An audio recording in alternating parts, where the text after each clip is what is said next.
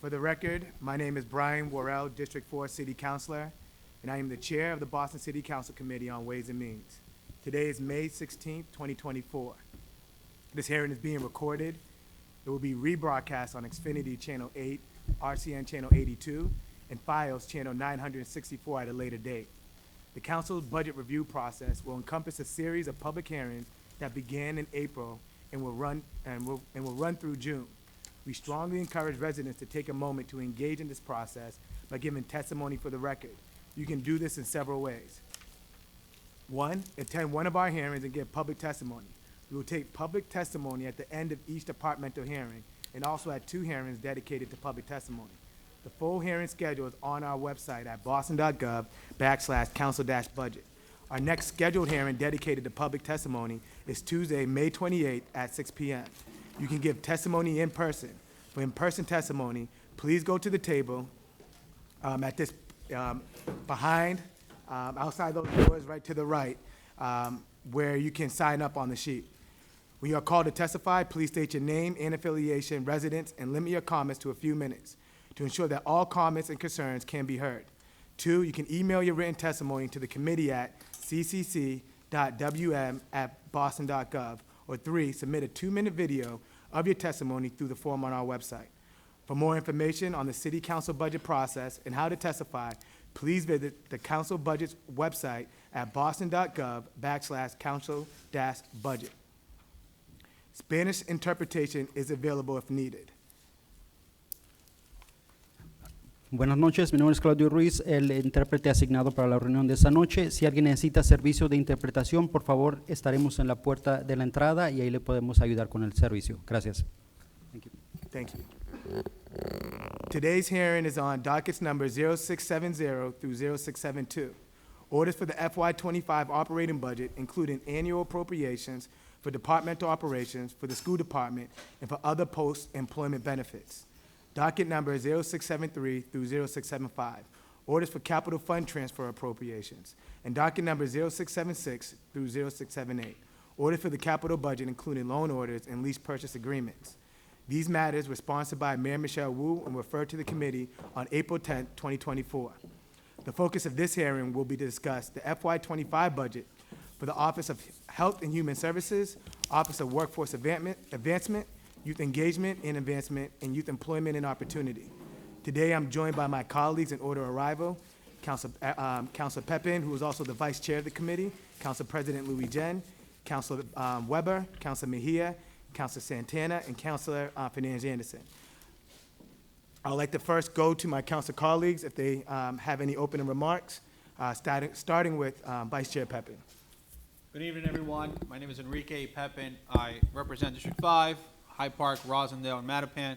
Just an honor to be here with you tonight. Very special hearing that we're doing it in the community. I'm excited to speak with the departments tonight, but also hear from the public testimonies. Thank you all so much for coming out. Council President Louis Jen, the floor is yours. Good evening, everyone, and thank you, Mr. Chair. I want to thank everyone for coming out tonight. It's great to have these hearings, and to have them in community is even better. So shout out to thank you to everyone at the Frederick who made this happen, to the admin, and to community. Excited and looking forward to hearing from all of you. Thank you. Councilor Weber, the floor is yours. Thank you, Chair. My name is Ben Weber. I'm the City Councilor for District 6. I'm very happy to be here and be in the community, and we have a lot of ground to cover, so I'm looking forward to being a part of this. Thank you. Councilor Mejia, the floor is yours. Thank you, Chair. I want to thank you, Chair, for actually bringing this hearing to community, which is where I believe most of this work needs to be done in deep partnership with folks. So I'm just excited to see that people are showing up to share their thoughts with us so that we can do the people's work. And I'm really grateful to have the administration here. These are some of the departments that I cherish the most in terms of the work here. So looking forward to the dialogue. Okay. Councilor Santana, the floor is yours. Good evening, everyone, and thank you, Mr. Chair. Like my colleagues, I'm very excited to be here tonight. I'm particularly excited to hear from the Office of Youth Engagement. Youth is my #1 priority, as I've been very open about, and excited to see youth here with us today. I'm looking forward to the public testimony. Thank you, Mr. Chair. Thank you. Councilor Fernandez Anderson, the floor is yours. Good evening, everyone. Tanya Fernandez-Anderson. Just looking forward to the conversation. Want to understand if the allocations match the need, and hear from you, the community. Thank you. Thank you. And we're going to start with public testimony. I want to thank everyone who made today possible and everyone who's here in attendance. Shout out to IGR, central staff, the admin, and my council colleagues who are all here. And again, thank you to the public.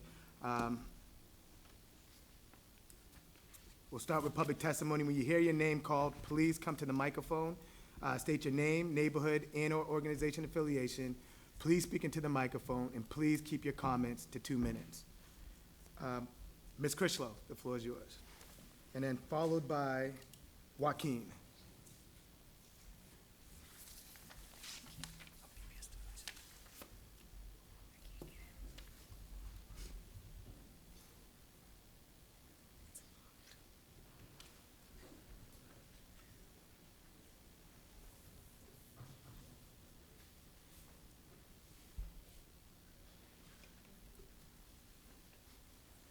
While Ms. Critchlow is making her way, I just want to acknowledge the administration who's here.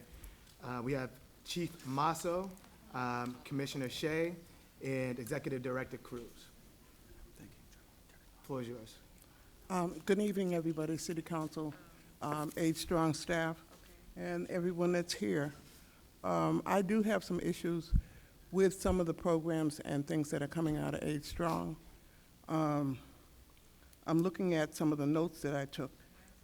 We have vendors that provide services for the seniors. There's a delay in their payments. They're telling us that they're not coming back. Safety is another feature. Some of the buildings that the programs for seniors, they're not safe. I requested 3 times to see if we could get speed humps for the program over at Mildred Ave, because we have a city park, a community center, and a school, and traffic diverts speeding through Mildred Avenue. I haven't got the results yet. The other thing is that I'd like to see more activities provided, like swimming, arts and crafts, sewing, and dance to substitute for exercise. But we're not getting any of that. And I started a program at Mildred Avenue February 2023. And it's been pulling teeth to get programs in and out of there. And we've been successful with some of the things that we're doing, because it's not what you know, it's who you know. And that's how we're getting a lot of our services. But I'd like to see more coming from the city. Thank you. Thank you, Ms. Critchlow, and thank you for your dedication to not only the community, but to our seniors. Joaquin, followed by Nosika.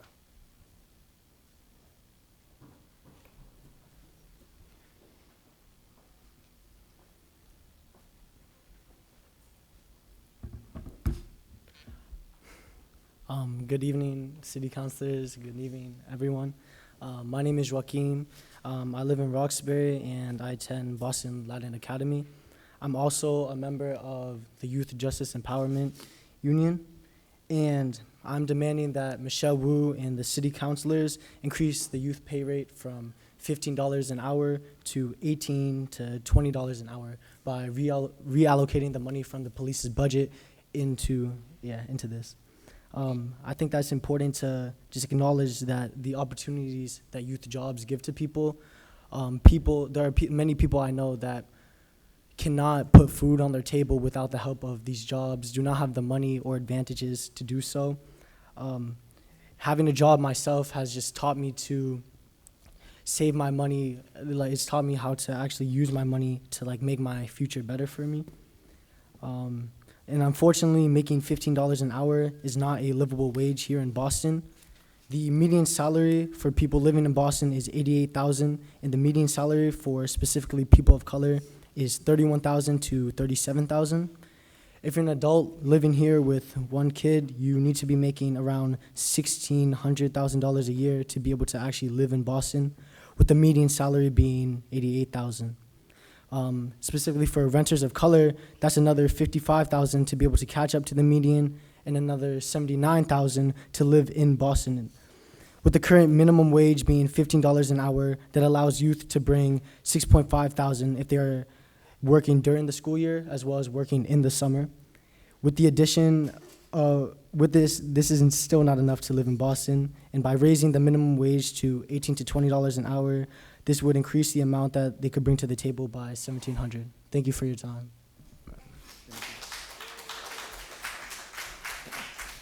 Nausicaa, followed by Kiara.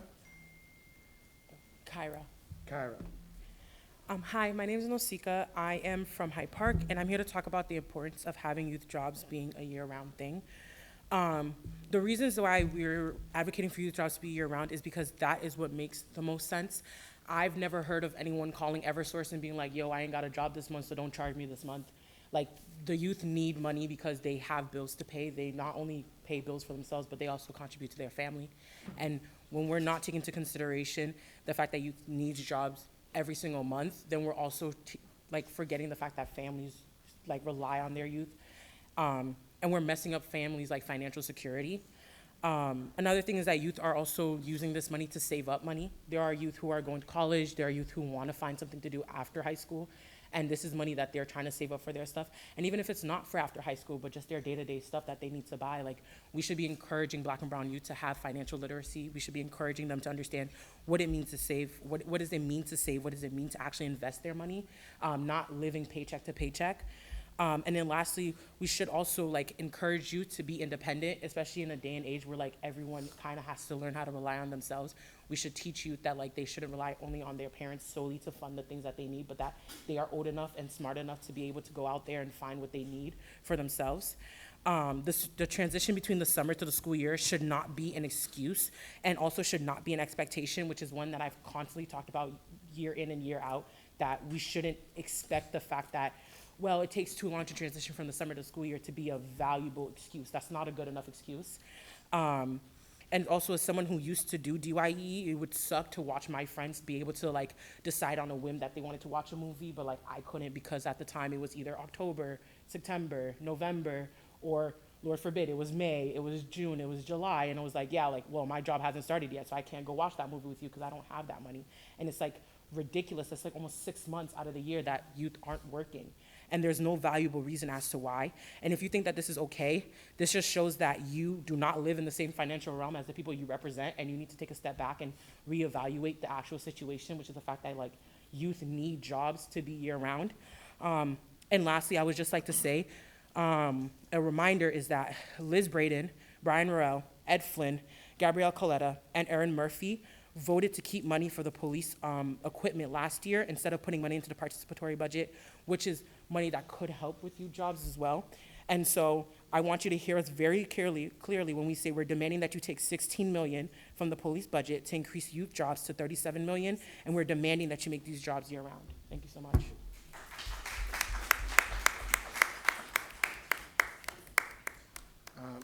Kyra, followed by Alexa.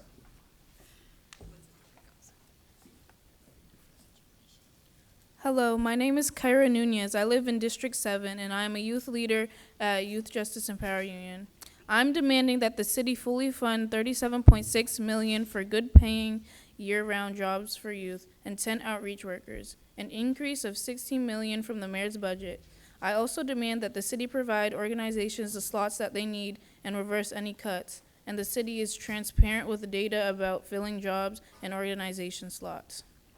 YJP was also working on these demands. The city needs to add more money for youth jobs, affordable housing, mental health crisis response, and participatory budgeting, and to stop the $15 million increase to the Boston police budget. Today, I want to focus on increasing the pay rates for youth workers.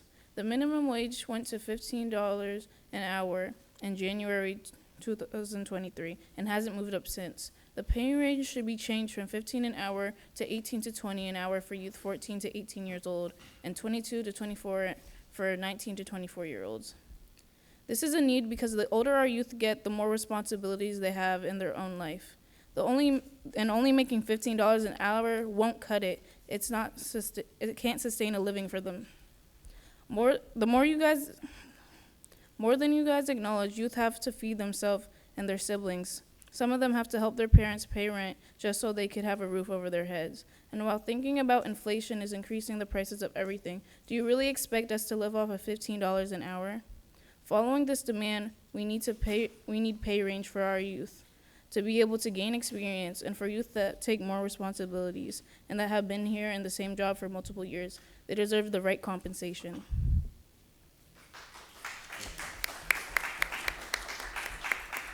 Alexa, followed by Khalil.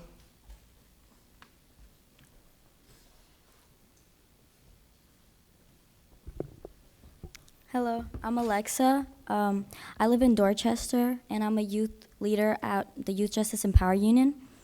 I am demanding that the city fully fund $37.6 million for good-paying, year-round youth jobs and 10 outreach workers, an increase of $16 million from the mayor's budget. I also demand that the city provide organizations the slots they need and reverse any cuts, and the city is transparent with data about filling jobs and organization slots. There are monthly gaps during the year when young people cannot work, which may seem insignificant to you, but they are detrimental for young people to go about their lives. I'm disappointed at City Council. We have been begging and asking, and city councilors have not delivered. People of color are disproportionately affected by poverty, and many of us struggle with getting food on our tables and putting clothes on our backs. The money I get from my job, I help my mom with bills, and I pay for my clothes with the money I get paid. Life doesn't stop when you're not working, and bills don't stop either. Young people need this space to build financial competence, and they need spaces to feel safe. When young people enter these spaces, they create community, and they build skills they need as they grow. They're occupying their time in a meaningful way and learning more about themselves. Without my job, I wouldn't have made my special connections, and the people I work with aren't just my colleagues, they're like my family. I wouldn't have found my passion, and I wouldn't be able to financially support myself and help my family. Thank you. Khalil.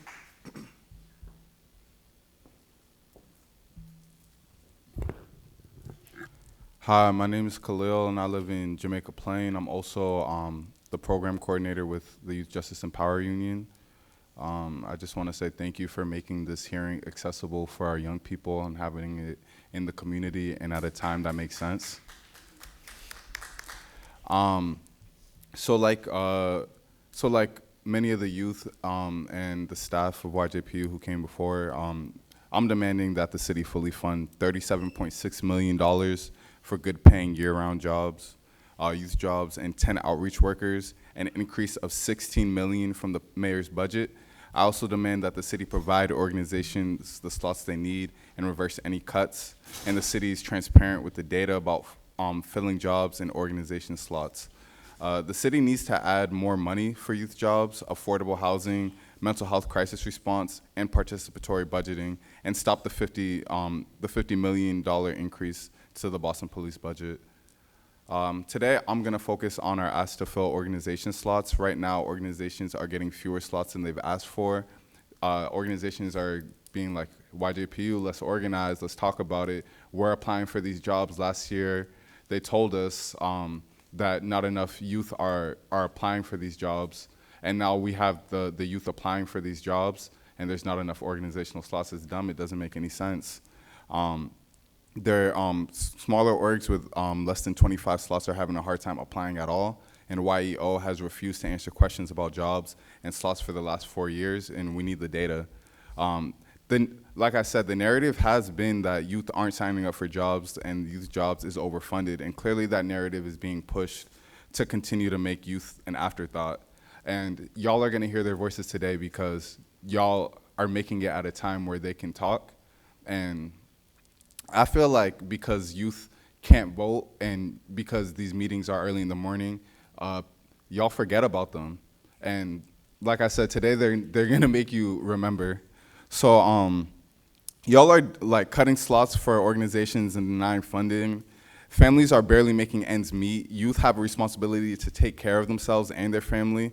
Do better, YEO. Do better, City Council. We need full information about any cuts and any decisions to deny jobs to organizations, because people are asking, how come we're not getting enough slots? How come this is happening? How come this is happening? And nobody knows. Or maybe people know and maybe there's no communication. We need to find out. The mayor promised that every BPS student who wants a job would get one, and that there will be at least 6,000 summer and school year jobs. To meet that promise, we need to make sure organizations are getting the slots they need so that they can hire young people who want jobs. Thank you.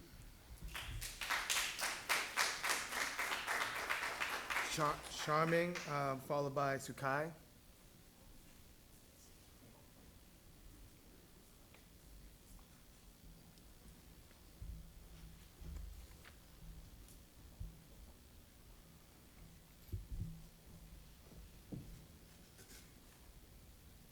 Hello. My name is Charming Salamang. I work with Youth Justice Empower Union, and I live in Dorchester. I'm here today demanding that city councilors and the mayor increase youth jobs to $37 million, and for that to come out of the police budget. This money is to make year-round jobs for youth, increase the pay rate for young people, and to hire outreach workers in school who support young people with jobs. As a youth worker, I'm in constant conversations with young people who need to take on jobs in order to survive, meet their basic needs, and help their family. I believe and I know that young people need year-round jobs in order to sustain themselves and their life. Because one, there's a misconception and stigma around the ways that youth use their money, when the reality is Black and brown youth are using their money to survive because they often don't come from financial privilege. You may wonder, well, what are these basic needs that young people are spending their money on? Well, because of the financial privilege they often lack, youth are required to pay and support with electric bills, phone bills, gas bills, food, clothes, school supplies, and personal care. Going 3 to 4 months without a job is not an option, and it is a direct threat to their livelihoods. Can you imagine the impact on your mental health as a 15-year-old not being able to afford to live? Can you imagine the chronic stress youth are undergoing trying to maintain their school, work, and home life balance? Can you imagine the fear of not knowing how you're going to eat tomorrow or if you're going to be evicted? I spoke about privilege earlier, and here you are sitting in your privilege, deciding the fate of young people's livelihood. It isn't fair that we must advocate year after year for basic needs to be met, but again, here we are. So, my demand is that that folks fund $37 million into youth jobs, and for that money to come out of the police budget, and again, to make year-round jobs for youth, increase the pay rate, and to hire outreach workers in school. Thank you. Thank you. Sukai, followed by Vina.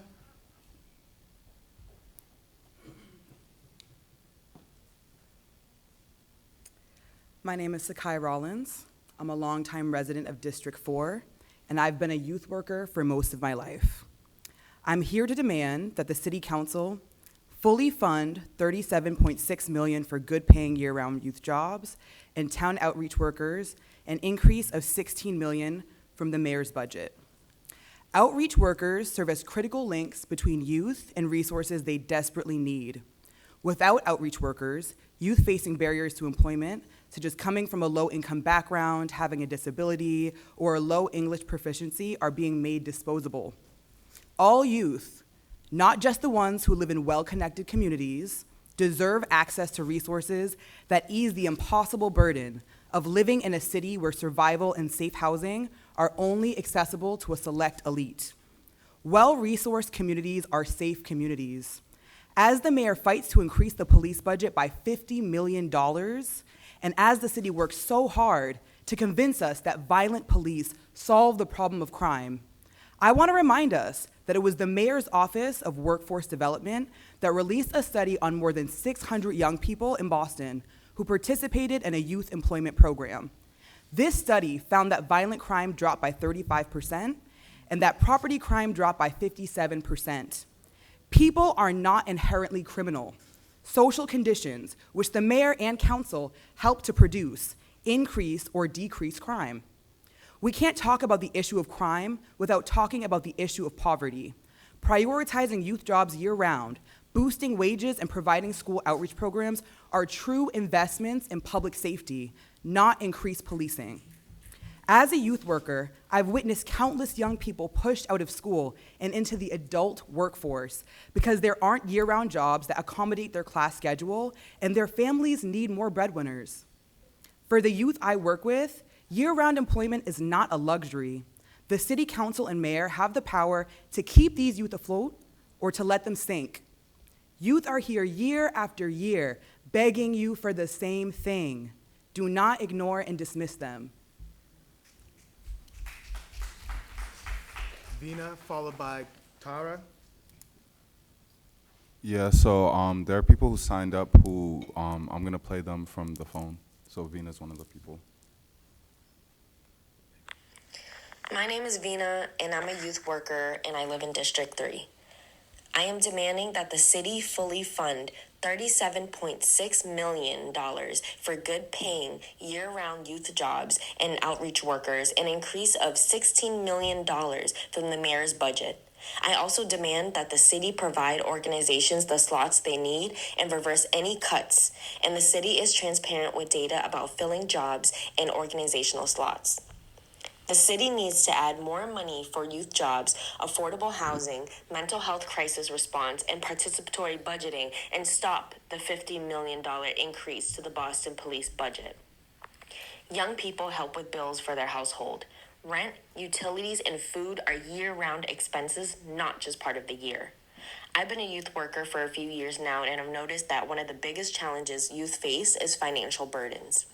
I know youth that by the age of 15 are going to school full-time at 8 hours and also working 3 jobs to support their families.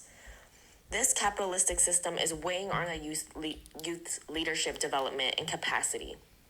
Currently, 14 to 18-year-olds get paid $15 an hour, and 19 to 24-year-olds get paid $20 an hour with no flexibility in their pay rates. Pay rates for youth should go up to $18 to $20 per hour for 14 to 18-year-olds and $22 to $24 per hour for 19 to 24-year-olds. Organizations should be able to pay a range of pay rates as young people gain more experience and take on responsibilities. Was that at a good enough volume? Should it be? Okay. I heard it. Tara, Tara, you have Tara? followed by Carmelo.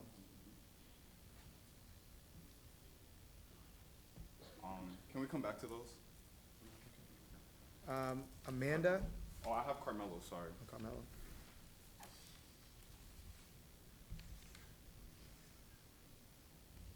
Tara's is on the Zoom? Okay, this is Carmelo. Hello, my name is Carmelo Howe. I live in Dorchester in District 7. I'm a youth worker with the city school.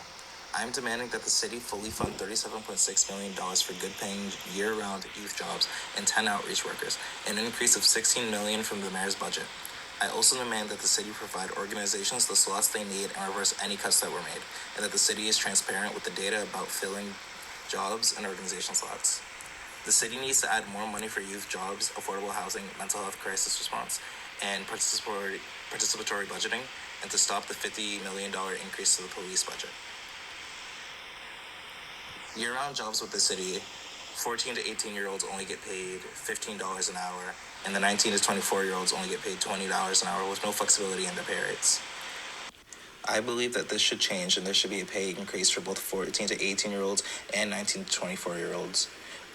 Specifically for the 14 to 18-year-olds to go up to $18 to $20 an hour, and for the 19 to 24-year-olds to get up to $22 to $24 an hour. This is because in a lot of situations, youth help with the bills in their household, help get food, and are integral in helping their families stay afloat. With that in mind, I also believe these year-round jobs should be September through June, because due to the small gap in time between summer and the year-round jobs, sometimes people are unable to provide what they need to their family and for themselves. Thank you. Amanda, followed by Sandley. Okay, yeah, that's me again. Boom. Cool. Amanda, followed by Stanley. One, go. Hi, my name is Amanda. I go to Boston Latin Academy, and I am part of Mascosh.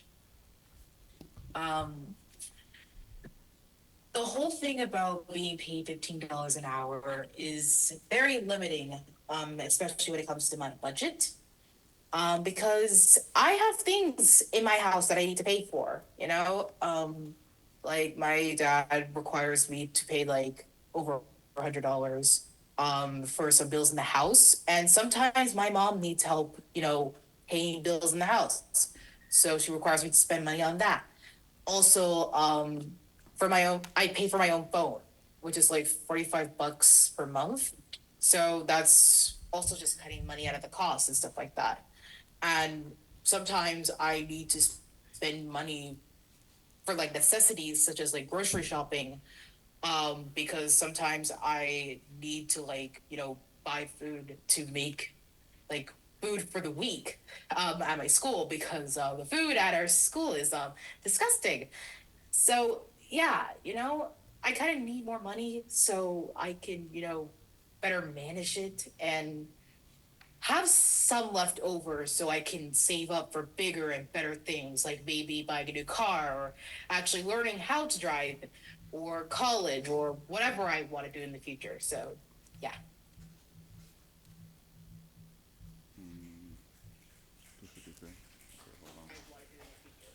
Thank you. Stanley, followed by Simone. Okay. Your name, school, grade, and program, and then start off. My name is Sandley Giotto. I didn't hit it at my last name, but yeah. I go to our PLS. I'm in 8th grade, and I work at Mascosh. I really have a problem with working with not working seasonal because that brings the trouble of trying to find a new job. And if I don't find a new job, I'm unemployed for like 2 or 3 months at a time. And the $15 an hour thing, it's annoying because for me, I buy food in the morning and after school because the school lunch it's kind of atrocious. And the breakfast is really just milk and cereal. And by that time, actually, if I'm doing that every single day, I have maybe $170 by the time by the next time I get paid. So yeah. Thank you, Stanley.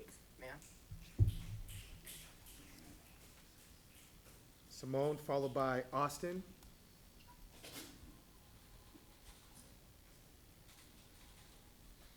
We're ready now. 3, 2, 1. Okay. My name is Simone. I'm a senior at Boston Latin Academy, and I work for Mascosh. And I would say that, I think we deserve pay over $15 an hour just because it's not realistic for, me to live my, everyday life. As a senior, I have a lot of things that I need for the end of the year, and I have a lot of things that I need, before I go to college.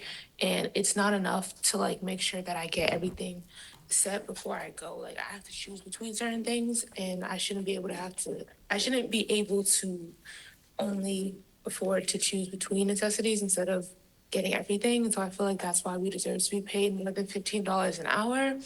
I would also say with seasonal pay, it's really difficult because unexpected costs come up at random times. And so even though I do save a lot of my money, it sometimes is not enough because things happen in that 2-3 month period that I didn't expect to happen, and I had to spend the money on it. And it's not fair to my parents to have to shell out that extra money for all the other stuff when I have a job.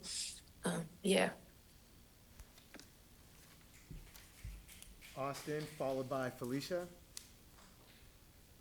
So, my name is Austin. I'm a 9th grader. All right. So, my name is Austin. I'm a 9th grader at Boston Latin Academy. Sorry. Wait, let's restart that one. I thought he was on the phone. No. Okay. My name's Austin. I'm a 9th grader at Boston Latin Academy. Working with Mascosh, and I would like to have work more, get more money per hour, because like normally I spend my money on a lot of clothes and a lot of shoes and like necessities like food and stuff like that, and only making 15 an hour isn't really, paying off. And for the what was that? The monthly gap. I don't like that because I'm gonna be broke for those 3 very long months without no money. So like, what am I gonna do? Beg my mom? But I don't wanna. I don't wanna have to do that because it's not fair for her to have to give me money when I have a job. And I'm also trying to save up for a car, and so I need more money.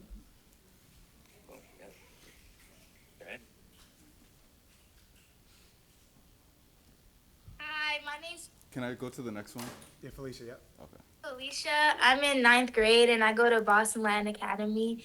And the reason why I feel like we should get paid more is because, well, me personally, I just don't have enough money to really, buy things that I really want. And I just feel like I spend a lot of my money on, random stuff. And I feel like if I had more money, I would be able to, open up a savings and put some money in my savings so that, I can, spend my money more on things that I really need and not just things that I really want.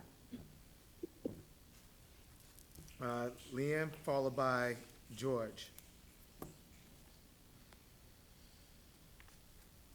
Hi, my name is Liam Quinn. I'm the Youth Programs Director at the Massachusetts Coalition for Occupational Safety and Health, aka MASCOSH. I'm really proud and excited and happy for all the young people that have found the bravery to, speak up about this issue either in person or virtually. And yeah, coming from the perspective as a youth program director, I think the main issues that we have is that, the city rate for young workers in Boston, especially through the city and Success Link, is $15 an hour with significant monthly gaps, seasonal gaps in between like summer and fall programming, summer and school year programming, I should say. And those two things really do have an impact on our young people. And I think it does not value our young people for the incredible work that they do across this city. We are always touting, the importance and the importance of young people in changing the world. But, when push comes to shove, we are not willing to value them financially and monetarily as I believe that they should be valued in this city. And I think that, the seasonal gaps make it, and the low rate of pay, I mean, these young people could be going to like Chipotle and like fast food restaurants and making more. And that often does happen. Like we do not have competitive rates when it comes to, in comparison to big corporations that are likely going to exploit or get these young people into kind of bad situations, as we've seen with fast food chains across the state and across the country, exploiting young workers, making them work too late, and young people running into even worse situations on the job. Our youth programs are amazing, holistic opportunities for young people, but we don't have competitive rates. And so the young people that need and could benefit from the work that we do the most don't want to work with us a lot of the time because they're not making any money. And so I think it's all backwards and it's all twisted. I think the final thing I would add is that, with job programs like Success Link and things like that, they're amazing for making sure that our young people's wages are paid. But I think that, there isn't enough support operationally for the youth programs across the city. Most youth programs I know of are operating at some sort of deficit or are extremely concerned with their finances. And in order to make these programs as amazing for the youth that they serve, I think that the city should fund the wages of the young people, but also look to funding the operational capacity, the ability to hire more staff, the ability to pay staff more that do this work. And I think that would help bring these youth programs to a place where they can do like yearly full-time stuff and not do the seasonal job placements anymore. And that would benefit our young people in that way as well. So I hope this was a bit rambly, but I hope that made sense. And I appreciate your time. Thanks. Thank you. George, followed by Christian. And I'm just gonna get that Tara one real quick, so I'll be back. Okay. Good evening. Thank you, Councilor Worrell, for working with us to make this hearing happen. I know it's a little bumpy figuring out the details, but it's really great to be able to be here in the evening in the community. There are 3 major youth events happening right now, which is why we have so many of these testimonies by audio. And thank you also for getting back to us about meeting with our groups next Friday. We're going to finalize that time with you. And we hope we can count on your vote this year and some good amendments in the budget. For all the counselors and also YEO, accountability is really important when y'all hold so much power compared to those out here when we can't officially make the decisions. And so there's 3 questions I want you to think about in terms of accountability. One is specifically next Wednesday at 4 o'clock. There's a grassroots budget briefing that's run by groups. It's not a city council hearing, it's a community hearing. It's right downtown, so you can just walk over after city council meeting, and we want your answer to figure out if you can come next Wednesday at 4. Number 2, we want to make sure y'all can help make sure that YEO gives us the data we need. I'm going to go into a little bit some data we haven't gone for 4 years. That's important to really strengthen the Youth Jobs Program. And then number 3 is to be accountable to how you vote. Are you going to vote to put money into youth jobs, participatory budgeting, affordable housing, mental health crisis response, or will you keep it, for example, in the police? There's often amendments that say, we'll move $3 million from police into youth jobs. That's a very clear yes or no decision for you to make. And if you, for some reason, think the police equipment money is more important to protect, that's a problem, and that's why we need to hold you accountable. But I want to go back to this theme of waiting for years and years. I remember around 2020 being in Zooms with Director Cope about Success Link and trying to figure out, for example, can we make these jobs year-round? Why are they stopping from September to November? Why are they stopping in May through June? Our organization continues to hire young people all the way till the end of June before summer. And now there's no reason to not do that. Also, we need questions around basic data. A lot of young people get signed up late for Success Link because of the bureaucracy. They don't get paid their full hours. So we need to know, again, we've asked this since 2020 and haven't gotten the information, how many hours are young people actually working? How many weeks are they actually working? We also submitted a public records request in June 2023. That's 11 months ago. You're supposed to get that back to us in 10 days. We haven't gotten the data, so please get back to us. And similarly, we need to know how many young people are applying for the different jobs and how many people get rejected, how many slots organizations are applying for, how many jobs do they get cut, how many jobs could they fill that Success Link is not giving them. Because like Khalil said, a lot of organizations are telling us that jobs are getting cut. And so we need to know that because when we often hear the blame on young people, oh, you don't want to finish the job application. That's not true. Young people want the jobs, but we need a better system and outreach workers to help young people connect. And finally, I want to just reemphasize the thing I started at the beginning. When it comes to the budget amendments, y'all can either rubber stamp the mayor's budget, which last year, just to be very clear on the numbers, it was $405 million for the police budget. Based on the contracts and the new proposed budget, it's $455. That's $50 million. Do you think $50 million is better for the police or for community needs? And so when there's $5 million extra for equipment and contracts, so are you going to keep the money for extra drones and brick analysts and guns? Or if there's an amendment that says, let's not add $5 million for equipment and contracts, let's give it to youth jobs, participatory budgeting, housing, which way are you going to vote? Are you going to vote to keep the $6.7 million overtime increase or put it into community needs? Are you going to let the police keep having these mega classes of 200 officers?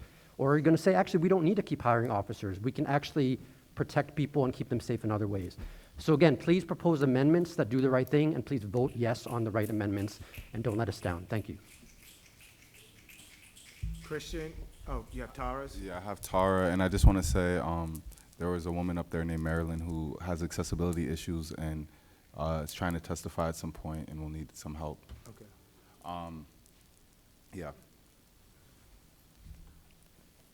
Hello, My name is Thara Devaki Venkatraman, and I live in Rosendale in District 5. I'm a youth worker and the Director of Programs and Strategy at the City School in Upham's Corner in Dorchester. I've worked with youth organizations that have partnered with DYEE since 2009. I'm calling on the city to fully fund $37.6 million for good-paying, year-round youth jobs and 10 outreach workers, an increase of $16 million from the mayor's proposed budget. I also call upon the city to provide grassroots organizations the slots they need, reverse any cuts, and for the city to be transparent with data about filling jobs and organization slots. The city needs to add more money for youth jobs, affordable housing, a community-based, non-police mental health crisis response, and participatory budgeting. And to do that through stopping the $50 million proposed increase to the Boston police budget. Specifically, as a longtime partner organization of DYEE that's in coalition with many organizations in a similar position, the city school wants to highlight that it's essential for organizations to get the full slots that we need. Many longtime organizational partners that support young people have had their jobs significantly cut this year. This means fewer sustainable job opportunities for youth who are leading in their communities and providing vital education, organizing, advocacy, and organizational leadership. Young people and young adults who work through SuccessLink play a critical role in financially supporting their families, and stability and sustainability in these SuccessLink jobs means housing stability, improved mental health, and different outcomes for young people and their families. Boston prides itself on its youth jobs program, and our city-funded jobs are one of the things that make youth development in the city possible.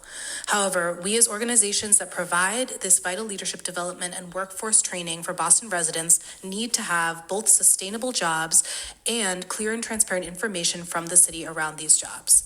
Thank you for taking the time to listen to my testimony and the testimony of everyone here today.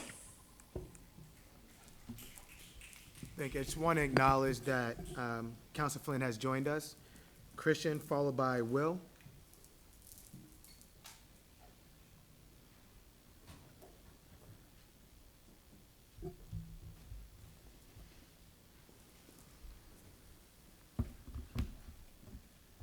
Hello, I'm Christian, and I'm from Roxbury, District 7, and also a part of YJPU. I'm demanding that the city fully funds $37.6 million for good-paying, year-round youth jobs and 10 outreach workers. I demand that the city provides organizations the slots they needed and reverse any cuts. And the city to be transparent with data and about filling jobs and organization slots. Today I'm going to focus around year-round youth jobs. I believe that youth need money. Rent doesn't stop, unlike youth jobs that take a pause from August through November and May through July. Many youth usually have to pay rent.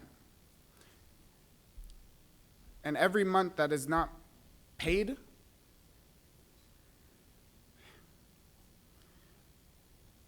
You're doing a great job. You're doing a great job.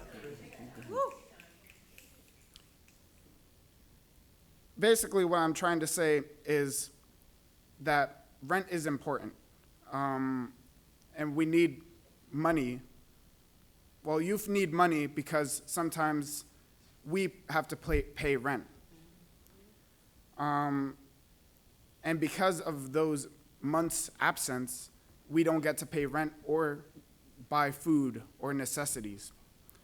And how this makes me feel is that we're not being appreciated as youth, and that we're lesser than adults.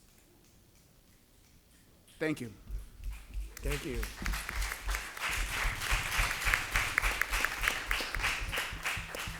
Will, followed by Patricia.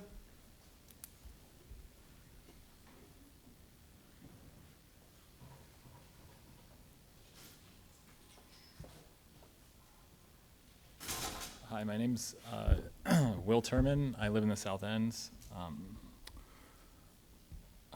All right, I'll give this a shot. I've had this meeting circled on my calendar for 2 weeks now, and balked when I saw it was at a middle school in Dorchester. Not because I imagined that the venue would have any bearing on my message, but because the people in this room are exactly who I would want to hear it, and it takes courage to make your voice heard. Truth be told, I visited Jack Kennedy's Presidential Museum today, and I'm going to try to channel some of that courage that he held in such high regard here tonight. I'll bore you tonight with just 2 facts. The city of Boston is losing population, and Boston has one of the lowest rates of home ownership in any city in America. Despite the prominence of the headquarters of life insurance companies in the makeup of Boston's skyline, any honest actuary would not produce a rosy outlook for the prospects of the current trajectory of the city. Losing population sounds pretty innocuous until you take a step back and realize that many thousands of people each year are evaluating their futures and making the difficult but rational decision to move their families away from the city for a chance to pursue the American dream somewhere else.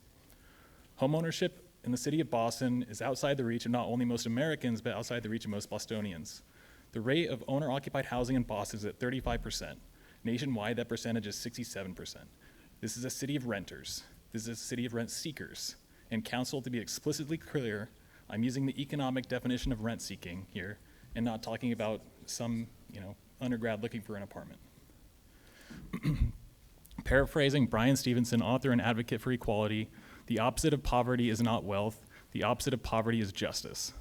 The opposite of poverty is justice. What does justice look like right here in Dorchester in this spring of 2024? I would argue a baseline requirement is both young and old people being able to afford a roof over their head. I would argue that justice looks a lot like leveraging the facts of a decreasing and increasingly divested population of the city of Boston to swiftly swing decision-making power to the elected representatives from neglected neighborhoods like Dorchester, Roxbury, and East Boston. Despite a large concentration of wealth in neighborhoods like Back Bay and Beacon Hill, the Hancock Tower and Prudential Building have no residents and no votes.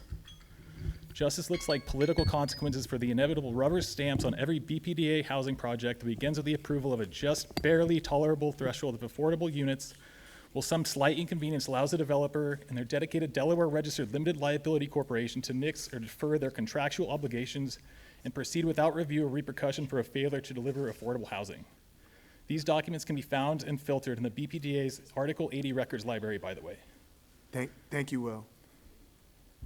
That's it? Yes. We have like 25 more people to go. That's all. Marilyn, the floor is yours. Thank you. I'm Marilyn McNabb, and I'm a lifelong resident of the city of Boston, and I did go through Boston Public Schools. Even though at my age now, I do remember trying to go out and find a job while I was still in high school.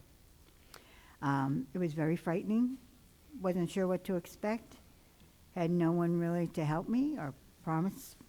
So when I saw the ad in the city of Boston saying asking for volunteers for the youth up at the Reggie Lewis Center, that now you've had 2 of them, I will tell you that was, and having been a public accountant, that was one of the best, most efficient, not only efficiently, but everything's just wonderful about it that I have seen ever in my entire life in the city of Boston.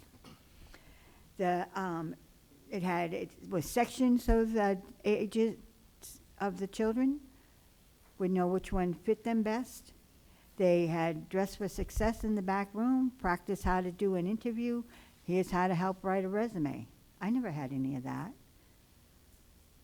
What a wonderful thing. That was the back gym. Now up in the front gym, there was another 100 people. And they had marked them down to, they were banks for learning the financials, and there were government jobs and volunteer jobs for the summer, as well as a track that you could follow, and help to right then sit down at a computer and apply for a job. And everybody was included.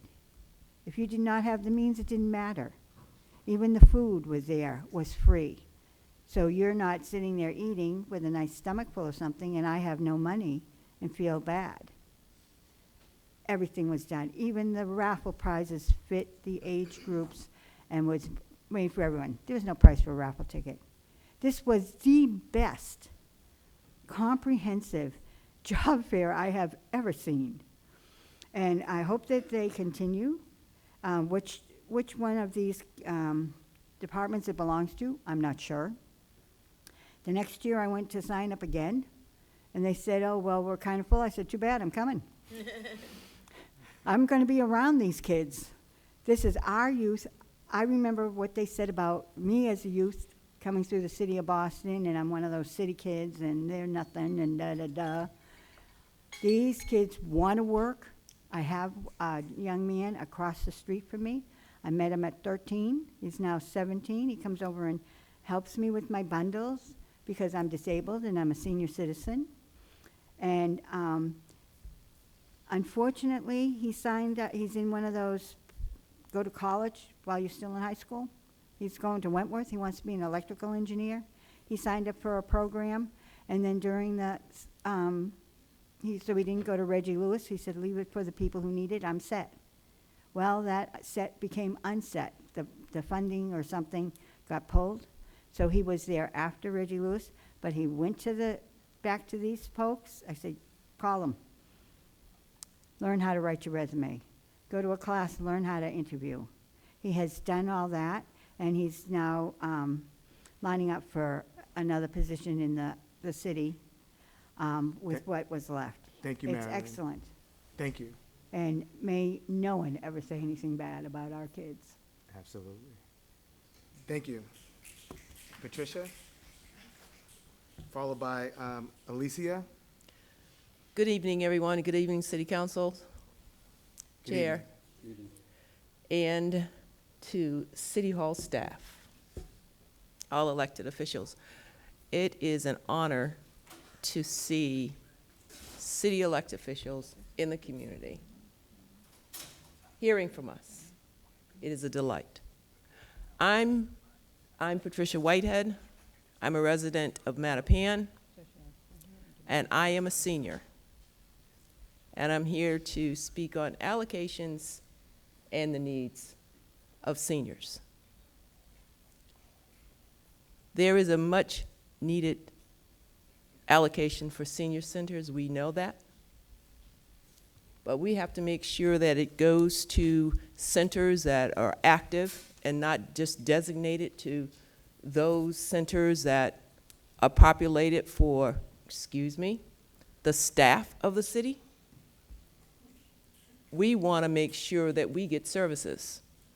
And we do not like to not have our questions answered, to be put off and say, we will respond to you later on. And the answers never get to us. And that needs to be addressed. We are seniors. Just like the youth here tonight, they need jobs. We need respect. Thank you. Thank you. Alicia, followed by Marvina. Good evening. Thank you for the opportunity to provide testimony on the Office of Youth Employment and Opportunity Success Link program and the positive impact the Youth Jobs program has on the lives of Boston's young people. My name is Alicia Modestino, and I'm the Research Director for the Dukakis Center for Urban and Regional Policy at Northeastern University. With financial support from the William T. Grant Foundation, I've been conducting a multi-year evaluation of the Summer Youth Employment Program since 2015. In my role as a program evaluator, I've generated over 20 publications regarding the impact of Boston's Summer Youth Program on youth outcomes, some of which actually you've heard from already today from some of these young people, which is quite amazing. My evaluation studied the impact on youth employment, education, and criminal justice outcomes. Each year I measure short-term outcomes such as improvements in job readiness, post-secondary aspirations, and community engagement using a pre-post survey of youth during the summer, and then link the survey data to administrative data on academic, employment, and criminal justice records to measure improvements in longer-term outcomes such as high school graduation, subsequent employment, and criminal justice involvement over the 1 to 4 years after finishing the program. We find that the program improves a range of behavioral, academic, and employment outcomes for youth with greater impacts for Black and brown youth. First, the program reduces crime by fostering community engagement and soft skills. Improvements in soft skills such as managing emotions, resolving conflicts with a peer, and asking adults for help were linked with a 35% reduction in violent crime and a 29% reduction in property crime. Second, the program raises academic achievement through boosting aspirations and work habits. Increases in academic aspirations to attend college and improvements in work habits, such as showing up on time, were linked to better attendance and grades in the year after participating in the program, which led to a 4 percentage point increase in high school graduation. Having a private sector job placement was also shown to increase the likelihood of taking the SAT and enrolling in college, shifting from 2 to 4 year institutions with greater impacts on students from Boston's open enrollment versus exam schools. Third, the program boosts employment by raising job readiness. Improvements in job readiness skills, such as creating a resume and practicing interview skills, were linked to a 9 percentage point increase in employment and a 30% increase in wages during the year following participation, with greater impact for opportunity youth of color ages 19 to 24. And fourth, these benefits do not just accrue to youth, but also to their families and communities in tangible ways. Our research found that nearly half of all youth use some portion of their summer jobs earnings to pay a household bill, like you've heard many of these youth testify, providing needed support for low-income families. Finally, many of the summer camps in Greater Boston could not run without the low-cost labor supported by the Summer Jobs Program, providing low-cost daycare to entire communities of working parents. Thank Overall, sorry, one last thing. Our research has shown that the benefits of reduced crime, increased high school graduation, and higher employment exceed the program costs by a factor of 3 to 1. And all of the data in terms of jobs being filled and allocations and slots are available on our website in a policy brief that was co-authored with Director Cope last year. Thank you very much. Thank you. Marvina, followed by Karina. Brief question, Councilor Rowe. After these folks go, we think Janaya was on a previous list, but either the name was skipped or mispronounced, and seeing if she could go after the next people. She was on the same list as Alexa and Amaya before. All right, is Karina?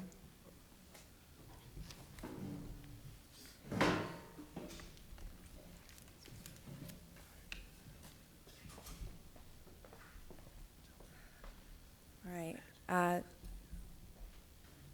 Free to start. Good. Yeah. Hi, good evening. My name is Karina, but I will be reading on behalf of my colleague. So my name is Maria Dominguez Gray, and I live in Roxbury. I'm writing in my capacity as the Executive Director of the Phillips Brooks House Association, board member of the St. Stephen's Youth Programs, and a mom of 2 Boston teens working at Be Safe and City Spotlights to request that the city fully fund $37.6 million for good-paying, year-round youth jobs and teen outreach workers for an increase of $16 million from the mayor's budget. As a longtime youth worker and leader in our city, I know that this is one of the most important investments we can make, and that if we don't invest in our young people now in positive, preventative programming that develops their leadership and provides opportunities, we will be paying that money and then some in the future. In the case of the Phillips Brooks House Association, we provide over 650 low-income children and youth from across Greater Boston and most Boston neighborhoods with a 6-week affordable quality summer enrichment program. We received significant cuts this year, about 20 fewer than requested, and are at the lowest number we have been in years, despite commitments to invest in youth jobs from many of you and the administration. These cuts will not only impact the number of teens we can hire, but also the number of children we can serve. Every teen cuts a classroom of 10 children who we can serve. Additionally, with the support of city jobs funding over the past 2 years, we've been piloting a program for rising high school students to provide them with the skills and mentorship to be supported and successful during this critical stage in their lives, and are facing the possibility of needed to cut back on that program. I also think that it is important for the council to be aware that other jobs funding like the longtime MLK program have pivoted their priorities in funding fewer non-STEM youth programs with an agreement or understanding from the city that you would pick up the difference. For PBHA, that was 8 jobs that were transitioned to the city, and now we've lost.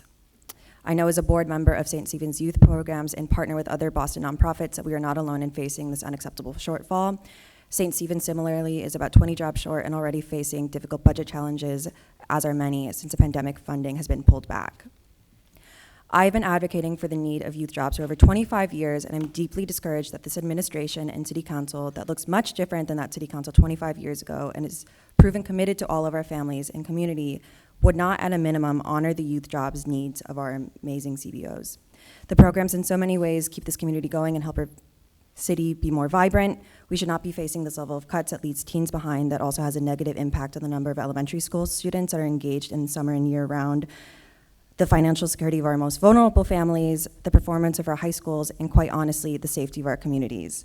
Please don't invite me to a focus group about how we can address the high school achievement gap or the increase in violence in our city when you haven't invested enough into youth jobs, which study after study shows is essential to turning around these other issues. $16 million is not that much money. Our youth deserve it, and our city deserves better. Thank you for your attention. Owen, followed by Danae.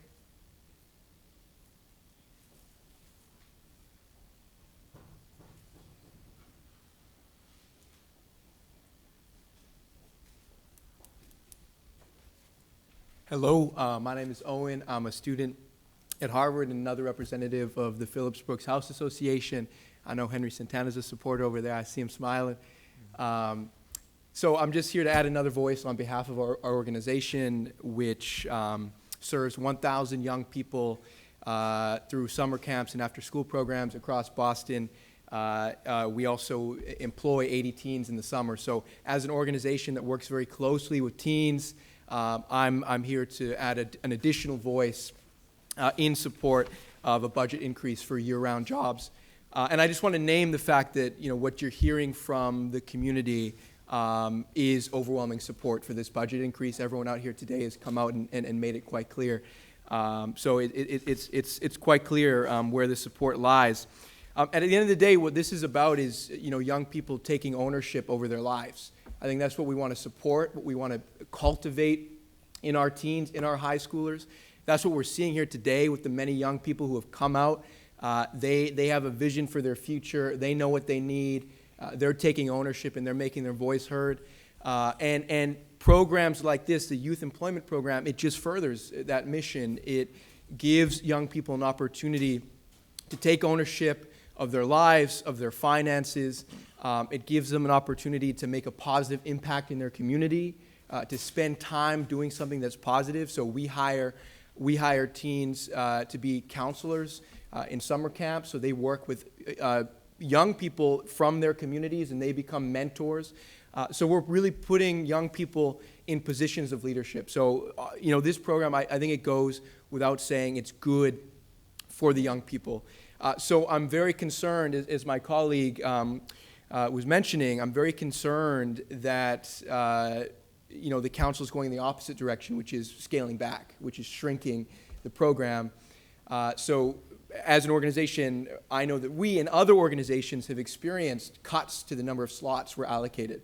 And what that means for us is when we're not given the slots we need to hire young people to put them in positions of leadership, we have to make cuts in other services. So, we offer immigrant support. We got to cut that support to reallocate funds and redirect funds. So this budget increase is going to make sure that you can provide all the organizations that are interested in doing this work, that you can provide them with the support they need and the slots they need to make the impact that they're capable of making. Thank you. Because we can make that impact if you enable us. Thanks, Barack.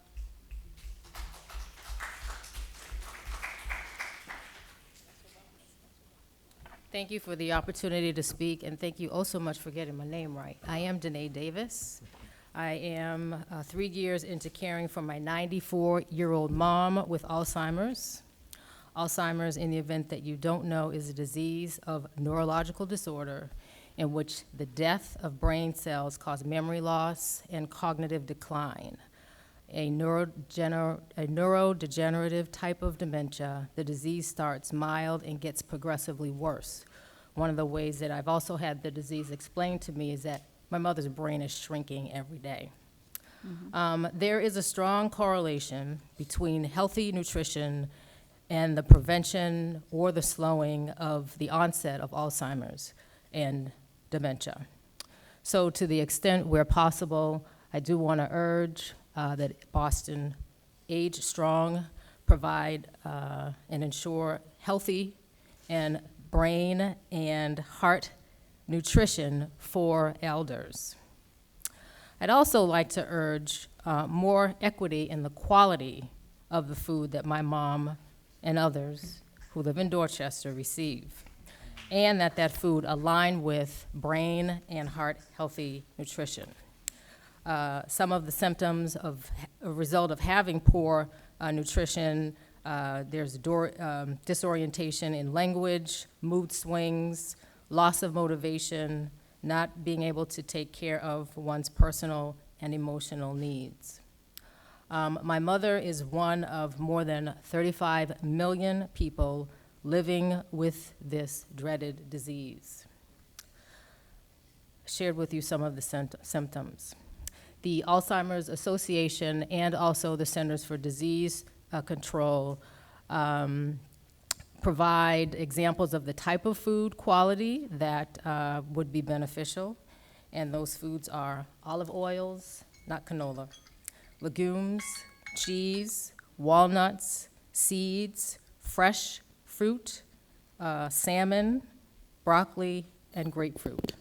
Lastly, I also want to just remind you and urge you to ensure that people in Dorchester, anywhere in the city of Boston, have access to the same quality of food that people who live in Duxbury and Danvers and Deerfield have. I also want to lend support to the voices of young people. When young people are here asking for jobs, you need to figure out ways to get them jobs. Thank you. Alex, followed by Nathaniel. Is there an Alex?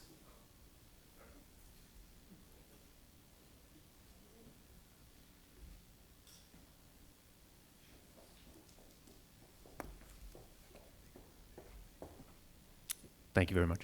My name's Alex DeFranzo. I live in East Boston, and I am the executive director of Piers Park Sailing Center. We employ about 110 teenagers and young adults, and a little bit more than half of those are supported through the city of Boston. And I am just amazed by the testimony of the young people here tonight and inspired. And just want to spend a few minutes talking about how important it is investing in young people. And I think dollar for dollar, when you're looking at how to spend public funds, there is no more positive way to spend money than investing in young people.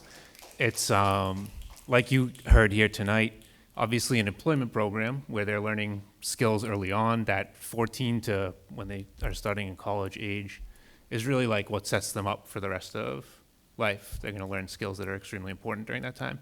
But it's also a food program. They're helping feed themselves and their families. It's a housing program. They're helping pay bills at home. Everything that the youth take away from the program is so positive. So just appreciate all of them coming out to testify tonight. I hope that you hear what they have said, and we'll support them. Thank you. Nathaniel, followed by Anthony.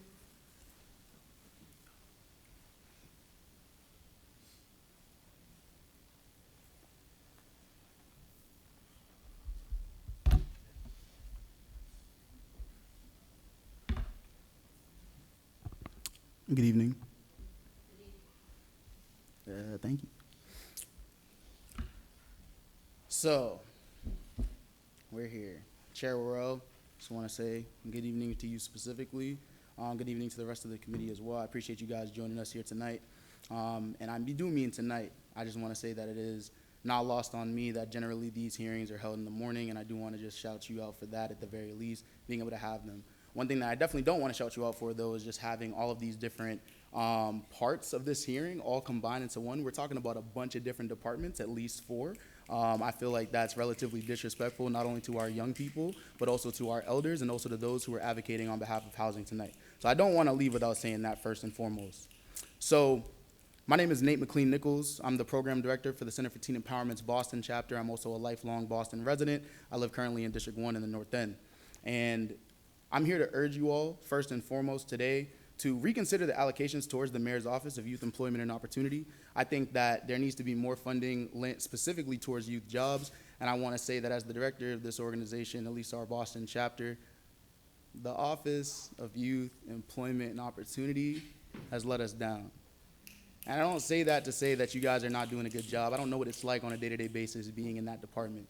But I do know that when an organization is, as large as ours, is asking for 30-plus youth jobs to be able to employ young people, not just for the summer, but all year round, and we only get 22 slots, that kind of leaves us at a detriment. not only us, but the young people that we wish to serve at a detriment. Not only the young people that we wish to serve at a detriment, but also to our community that we serve alongside those young people at a detriment. And that's the same community that you guys are a part of as City of Boston residents. So I just want you to think about that. As stated in order number 0676, I propose $184,780,000 to be allocated to the BCYF centers, BHA, BPDA, BPL, Environment, Fire, Mayor's Office of Housing, MOAC, BPD, Property Management, Public Works, and Transportation Departments. I personally think that's rather unfair, not only to ask these departments to split less than 4.12% of the overall proposed budget of $4.6 billion, but also is disrespectful to our young people, because I know what it was like being a teenager looking for employment and also looking for opportunities. The last thing that I'll leave you all with is just understanding that if funding for creative jobs such as teen empowerment, I Have a Future Massachusetts, and more that young folks are able to use their voices and activate their communal power is cut, our city and our young people will be worse off for it. Increase the budget for youth jobs and allocate those funds for year-round youth jobs to make sure our youth feel how important we say they are to us. Thank you. Anthony, followed by Ella. Anthony, and then Ella.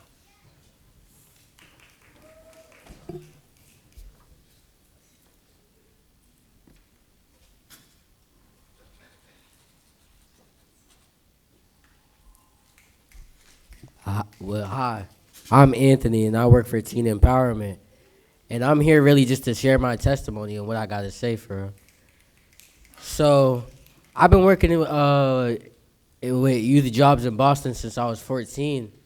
And in every other aspect, like with developing social skills and all my other abilities, I would say it's been pretty decent.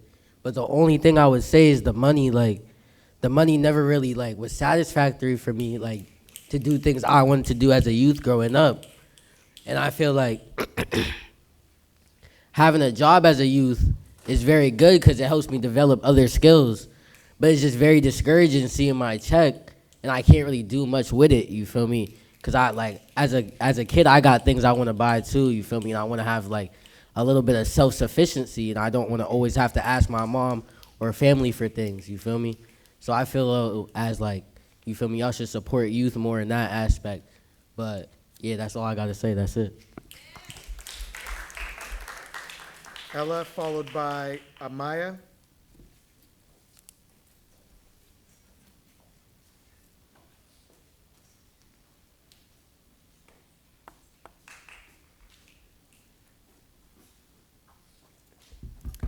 Hello, my name is Ella Simone. I am from Dorchester, and I'm advocating for higher pay rates for youth. In total, I'm asking for $37.6 million for youth jobs and have minimum rates for 14 to 18-year-olds to be $18 to $20 for an hour, which seems like a lot for youth, but when taking this into consideration, inflation has increased and the minimum wage which we have now, which is $15 an hour, is not livable. I personally use the money I get from my checks to go towards my savings and important purchases.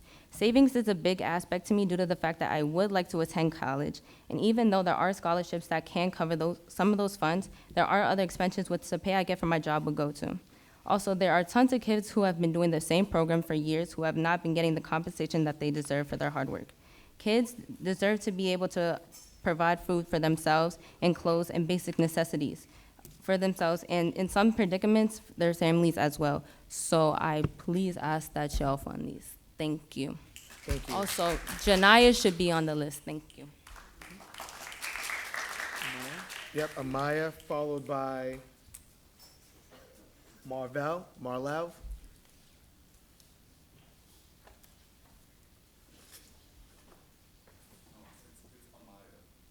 Amaya? Okay, sorry. Yep, Amaya. Yep.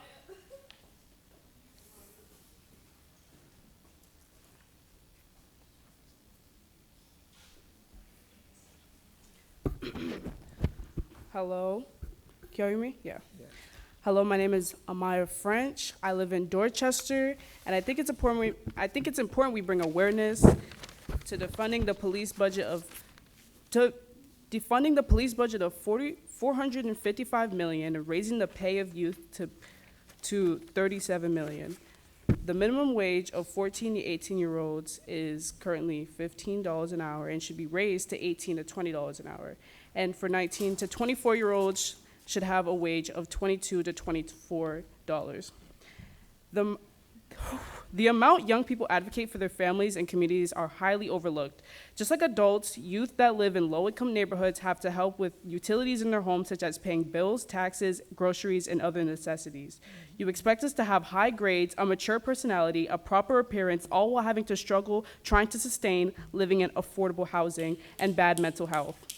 Many organizations, such as the one I'm in, Youth Just Empowering Union, have been fighting for higher pay rates and have been neglected.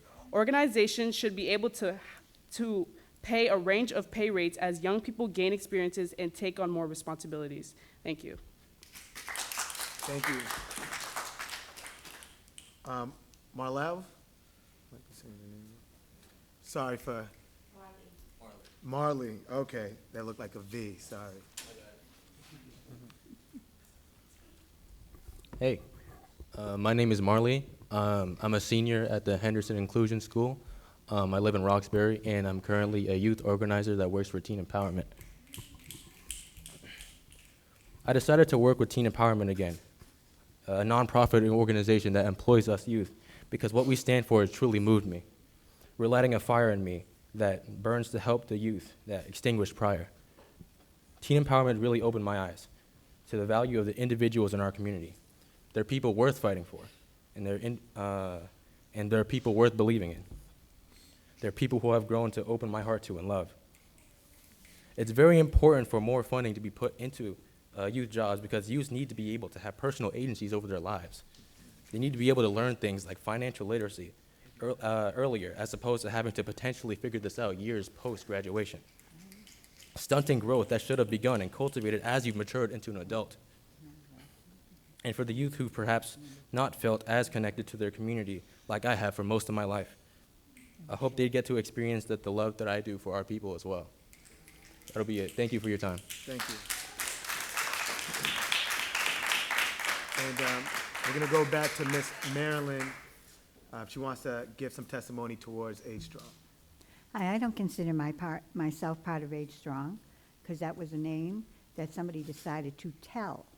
Did I say tell the seniors this is what you're going to be called? We can't hear you. So we also would like to make sure that, as the lady said before, to echo her, that seniors do need services, but it's the services you should be talking to us, not consultants.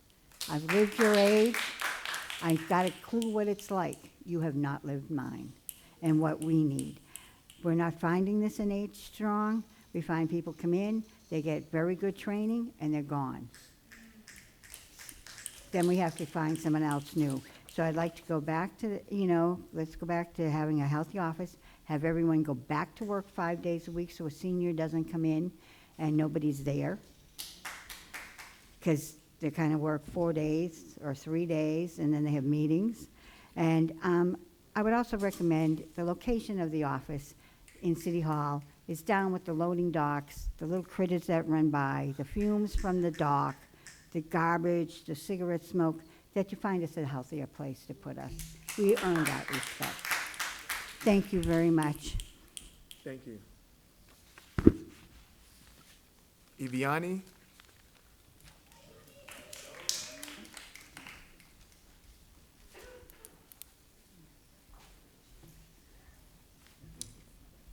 Sorry. Hi, my name's Eviani Perez. Thank you for having me. I just wanted to share something. I demand that the City Council funds $37.6 million to the youth. I personally feel like we should fund youth jobs, because growing up not having much, Teen Empowerment showed me how to utilize my materials and the little resources I had in order to get where I am today. The school system failed me, and with knowing TE helped me network and have that opportunity to help myself and my situation out, and others around me. Teen Empowerment has kept me safe, taught me healthy coping mechanisms, and helped me find myself at my lowest with just struggling with back-to-back life situations. Every time I feel alone in any situation, I know I'm not really alone, because with every struggle, Teen Empowerment has helped me. With now graduating in less than a year, I've been out of trouble and out of the streets trying to help others and help themselves make the community a better place and better citizens overall. Without this organization and them investing into me and us and our stories, we wouldn't be who we are today. And for that, I'm grateful for them. They're my family. Thank you for having me. Maya, followed by Linda. Good evening, y'all. My name's Maya Correa. I am a program coordinator with Teen Empowerment, and I actually am just a part of I got on the team starting in February, so that's kind of my testimony based on these last few months working. I'm also the eldest Latina daughter in my family, so I'm very familiar with taking on some of those roles that come with being that sibling and being a former youth job holder. So rather than kind of go over how youth jobs, I'm advocating for basically an increase in the budget and funding for youth jobs specifically. I'm echoing what the youth have said, what Nate has said. And rather than focusing on how youth jobs is connected to reduction in crime, I want to really focus and highlight how it's connected to keeping our young people alive. And I think that's very, very important. And I would hope y'all feel the same and show that in your actions. Like the youth have been talking about, a big part of finding joy in your work is also having economic autonomy. So with economic autonomy, that means that youth have the wages they need to do what they have, that consumer choice to support their siblings, to support their families, and to meet their basic needs. And that's a big part of that. At Teen Empowerment, we also focus on cultural pride and connection. Being able to feel that is a big part of staying alive, but sometimes you have to sacrifice that to have other jobs that pay you more. And I don't think that's right, and I do not think that should be accepted, and that's a big part of our conversation today. But yeah, I just want to be here, uplift the youth voices that have already spoken. At Teen Empowerment, we talk about this youth-led, adult-supported, but I also want to implore you to listen to the youth that are here. Youth are expected to learn from adults. Adults should be expected to learn from youth. And what does that mean when you're thinking about your funding and your budgeting? So do not uplift youth performatively. You should uplift them in a real way, and that's increasing our youth jobs budget. Thank you. Linda, followed by Idosa.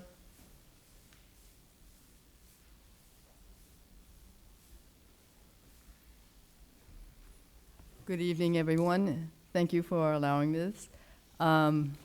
Two things. Yes, you do have to empower our youth, and yes, you do need to hire them. You want less chaos in the city? Do it. How do you align that along with our seniors? Find programs to do the alignment. Why? Our seniors need help too. After the pandemic, so many have not been able to pull themselves out of isolation. And I watched one of my neighbors who are going through that. They've lost their muscle tone, everything. They're afraid to go out. Because every time they turn around, there's more news about another COVID variant or something else. Bring the intergenerational community back together again. Include our special needs kids who are able to work. It increases their job skills. Add their confidence in it. Do something.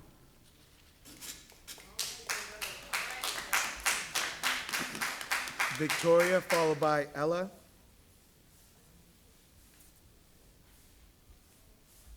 Victoria? Ella? Oh, Ella already won. Okay. Destiny? Oh, wait, Victoria. Oh, okay, sorry.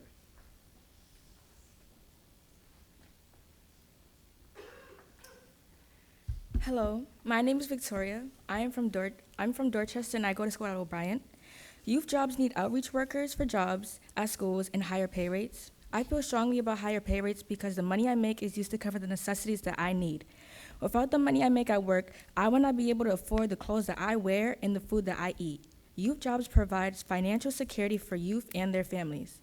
Increasing the amount of money in youth jobs to $37 million will help youth understand the importance of financial independence and help their families afford bills at home. Teenagers of the age of 14 to 18 get paid $15 an hour, and 20 to 24-year-olds get paid $17 an hour. This is not a livable wage for anyone. For example, I recently fractured my foot, resulting in me not being able to walk for 2 months, using crutches for 1 month and a boot for 6, and physical therapy that I still am in today. I used the money to buy Ubers for transportation ever since I hurt my foot. I cannot use public transportation, having the fear of being pushed over or having to wait at a bus stop for a long time. With my youth job, I was provided security of having a way to getting to school for my education, as well as making it safely to my appointments. My youth job also provided me a friendship and a family that I could count on in a scary moment. From being forced to quit a sport that I was doing for 4 years, I was forced to stay at home for 2 months. Without them, being at home for 2 months would have a strong impact on my mental health. That is why I demand $37 million to increase in youth jobs, so that others as well use the money for important things in their life and are allowed to be provided with the resources that they need. Destiny?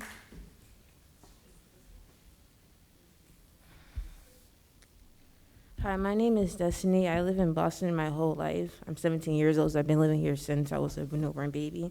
I'm with Youth Justice Power Union. I'm demanding from the City Council to fund $37.6 million, good pay year jobs, 10 outreach workers, and increasing it by $16 million from the mayor's budget. Personally, I feel like you should definitely pay your youth good, because these are the same youth that be waking up really early in the morning, that had to start school early in the morning, and then after school, transportation takes mad long, and after transportation, we have to go to youth jobs. And you could say, oh, we could go to other different jobs, but youth jobs are way better. It's like a youth and justice empowering is a family to me. It's my safety net, and I still get paid and I get knowledge, and I know how to use my voice. Instead of going to a job that doesn't care nothing about you, going to working at McDonald's or Burger King, they do not care.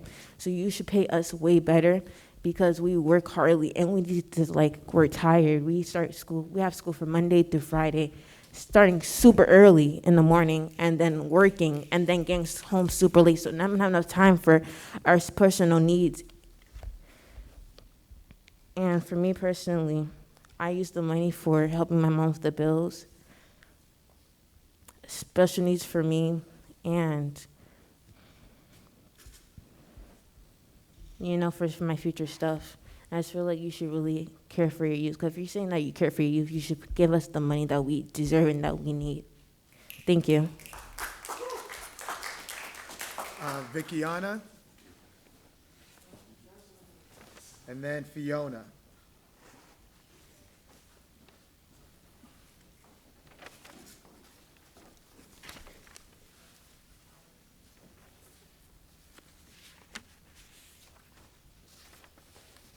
Hello, hi, my name is Vickiana Petitom.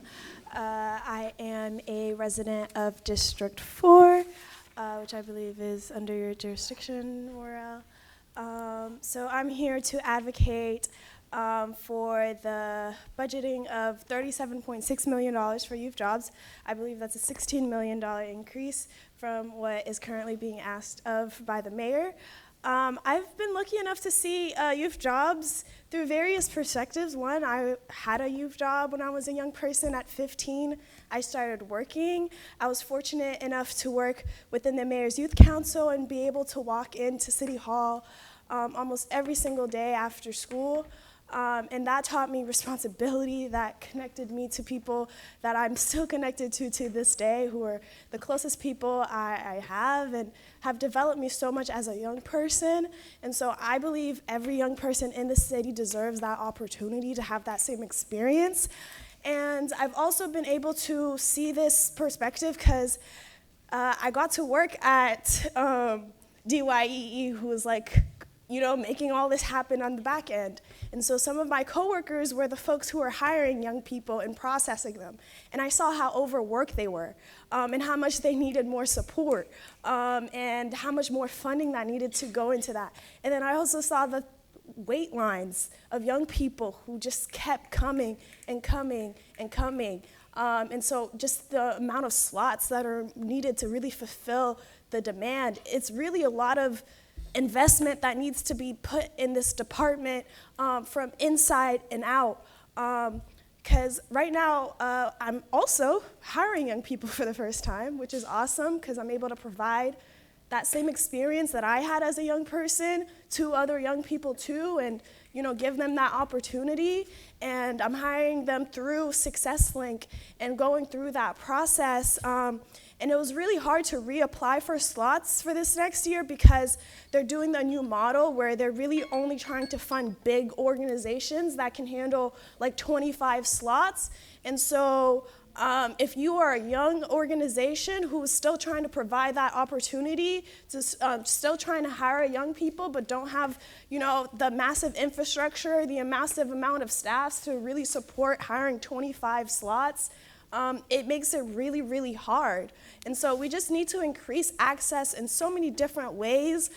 There's so many different ways that this program just enhances the city. It's created its own culture for young people that is really taking them far and really establishing leaders in so many different varieties of sectors throughout the city. It demands its full investment, and it demands your full attention.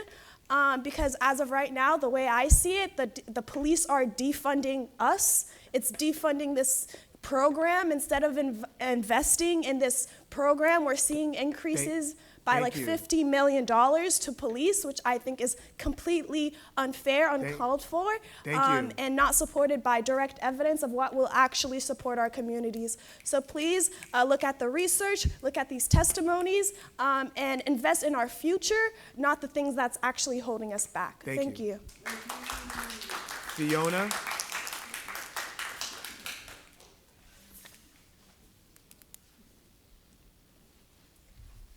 Hello.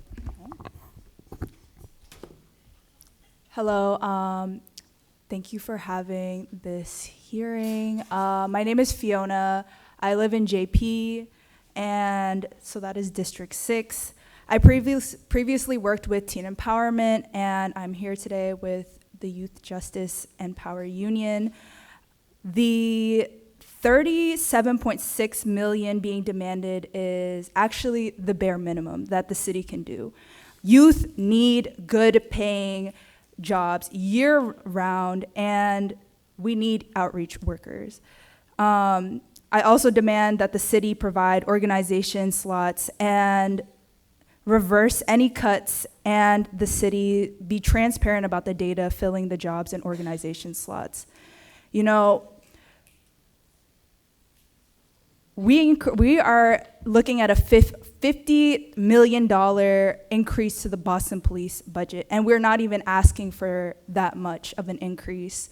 And so really what we are asking for is supporting young people, talking about and paying their families' bills. We're talking about young people having joy in their lives. We're talking about promoting mental health.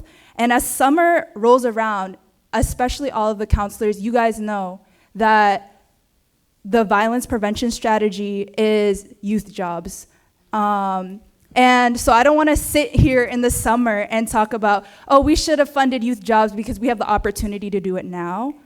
And the very least that we could do is add that $37.6 million because it's actually ridiculous. We are seeing so many cuts, and the system already does not work at where it's functioning, so why are we cutting it? It just doesn't make sense to me, and we need to do better as a city, and we need to listen to young people and what they said here today and make sure we are doing what we need to do as adults to support our future. Thank you. A. Lozano.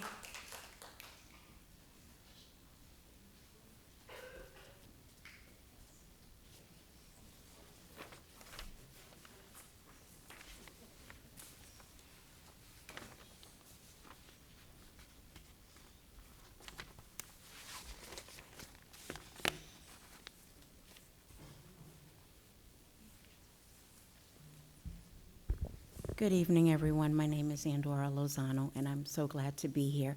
Thank you for the Ways and Means to the Ways and Means Committee, the chairman, the Boston City Council. I'm approaching 70, so I'm sure I look at everyone on the panel, and so you know what it's like to be a parent, you know what it's like to be a teenager, and you know what it's like probably to actually have buried your parents. Within the last 3 years, we buried the southern side, the Spanish side, and the Jamaican side, and I'm left.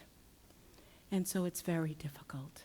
But before they died, I want to thank all of you, because Ways and Means carries the burden of the decision.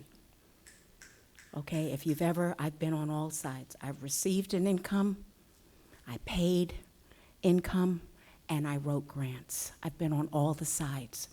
And so we all have to understand that justice is a fair standard. It's a fair standard for everyone, and it's very difficult to achieve, but we must aspire to it. I was able to bring my mother-in-law, my mother, to Grove Hall Senior Citizen Center, and they were able to sing and dance and eat and communicate, and in their last days of their lives. And these were women who raised good families, all productive working members of society. I also remember that I started work at 16 years old through a youth job. And through that youth job, I took seriously answering the phone, filing, keeping files, helping people. And eventually, when I went to work for Harvard, I worked for some members of the Carter administration who were developing the Division of Health Policy, Research, and Education. And such lovely people, such targeted people, and all of them had been youth workers. And so you have the accountability.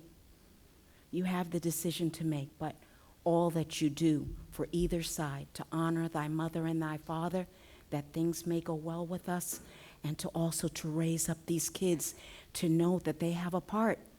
You walk down the street now, every corner, it's cannabis. Every corner, they are going to have to fight cannabis. And cannabis has already been shown that it destroys the neurotransmitters, that it affects the sperm and the eggs, and these children will come out more prone to ADHD and autism and all these things. So fight for us, and I thank you for everything you do. Thank you.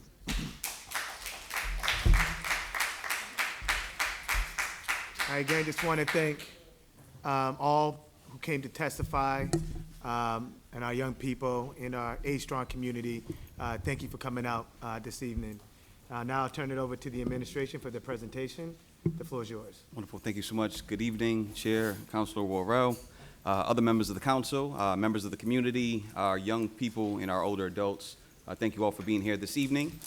It's great to be here tonight with two members of my cabinet team to present to you on the FY25 budget for the Office of Human Services, the Office of Youth Engagement and Advancement, and the Age-Strong Commission. I will lead off with a few slides on human services and will then hand it off to Commissioner Emily Shea and Executive Director Pedro Cruz to share their slides. The slides are in front. I don't know, council members, if you're able to see them. And we have They do. Okay, great. So if you can move to slide 2, please. Thank you. So I'm going to lead off with some quick context, especially for those members who may not be familiar with the Human Services Cabinet. The Human Services Cabinet envisions Boston as a city where all residents have easy access to the services, resources, and opportunities they truly need to thrive. Next slide, please. This translates to our mission as a cabinet, which is to lower barriers to access to essential services, resources, and opportunities. We meet residents in their neighborhoods to connect them to the things that they need. Our cabinet org chart is fairly straightforward, and the only thing I would point out here is that we have 6 departments in our cabinet. Between these departments, combined, we have 66 locations and almost 1,000 workers who deliver services to residents in every neighborhood of this city. 4 of our departments have already had a budget hearing, and the remaining 2, plus our office, are here this evening. This slide depicts the organizational chart for our cabinet team, along with the various offices and special advisors that are housed within the Human Services budget. As you can see, we have a great deal of responsibility for others' finances, but we do not have oversight of the operations for these offices, nor the special advisors.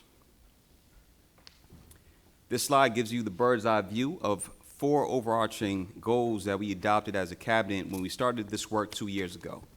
We remain focused on these goals as a team, and our objectives and initiatives roll up to these 4 broad areas of improvement. And now I'll run through the accomplishments we'd like to highlight for this hearing. The Youth Development Fund is an annual investment that the city makes via a grant program and programming for youth. This year, we were able to fund 88 programs through YDF, with a focus on programs that align with the Mayor's Connect, Learn, Explore initiative. We funded programs in every neighborhood, and 3/4 of YDF-funded organizations are led by folks who identify as Black, Indigenous, or people of color. One innovation we introduced to the YDF this year was the Emerging Leaders Program. This Emerging Leaders Program was a selective process where we chose 24 of the smaller nonprofit organizations to both receive funding and participate in a 5-month skill-building program. The Emerging Leader cohort also received training on outreach and recruitment, resource development and evaluation, among other concrete business skills. We also paired each leader with an established nonprofit leader who could offer support to those who are still finding their way. The cohort is still underway, so there's more to come, but the feedback so far has all been very positive. The final slide I want to show is related to the work we've been doing on swim safety. In fact, just this week, we had 2 Olympians come to Boston for 2 days to talk about water safety with youth and families in the city. They visited 2 schools and 3 community centers to spread the message, and we're so excited to have them as partners. This year, we've been able to deliver over 1,500 swim lessons so far and on track to meet our goal of getting 2,000 kids enrolled in swim lessons. We've reopened 3 pools so far and have more than we expect to bring online in the coming months. In addition to that, we are focused intently on lifeguard recruitment so we can be sure that all of our pools can operate safely. And just to note, our lifeguard starting wages begin at $22 an hour. Age is 16 years old, and we do have training available for young people who are interested in becoming lifeguards, with sign-on bonuses up to $1,000. Next slide, please. In addition to everything that we keep on doing, we're excited about 3 new things this year that we'll be working on. First, we'll be launching a program in partnership with BCYF that will bring high-quality arts programming to BCYF centers. This is an ARPA-funded project that will be done in collaboration with the Mayor's Office of Arts and Culture. Second, with our team at Age Strong Commission, we're working on a study to understand how our programming aligns with current and future needs, as well as how Boston does compared to other large cities. We look forward to using the results of this study to inform future investments. Finally, we'll be digging deeper into the work on youth sports. We know that youth sports are a vehicle for many kids to learn lifelong skills and healthy habits, and we want to get as many youth as possible engaged in sports. And with that, I will wrap up and hand it off to Emily. Thank you all. Thanks, Chief. Hey, everybody. Chairman Worrell, counselors, nice to see you all tonight. I'm so glad to be here today to talk about the Age Strong Commission, our work, and our proposed budget investment. And I'd like to wish everybody a very happy Older Americans Month. So Boston older residents are increasing rapidly, and actually we have some slides too. If you can go to slide 2. If you look at slide 2, between 2010, which was just a year before I came to the Age Strong Commission, and 2025, which is next year, we'll have a 48% increase in our older adult population. It's our fastest growing population, and our oldest baby boomers are only 78, so you can see the trajectory continues to trend upwards. And as a city, we need to respond to this demographic change. I just want to take a minute before I start to thank my entire team. I'm really lucky to work with them, and I want to acknowledge our older adults as well. I know you heard from a few folks tonight. And we really appreciate them as partners. We have a lot of other partners we work with that we appreciate, as well as Chief Masso and the entire Human Services team, Mayor Wu, and also all of you. We really feel like it takes a village to do this work, and to make communities that are good to live in and age in. I want to recognize a few of my staff that are here as well. Miles and Kareem behind me, and Melissa here are members of my senior staff. The Age Strong Commission, if you go to the next slide, thank you. The Age Strong Commission is a City of Boston department in Boston's Council on Aging and Area Agency on Aging. Our mission is to enhance the lives of Boston's older adults with meaningful programs, resources, and connections so that we can all age strong in Boston together. We have a proposed $8.04 million operating budget, which is a 0.7% increase from previous years. And we estimate an external operating budget of $11.25 million for a total budget of $19.29 million.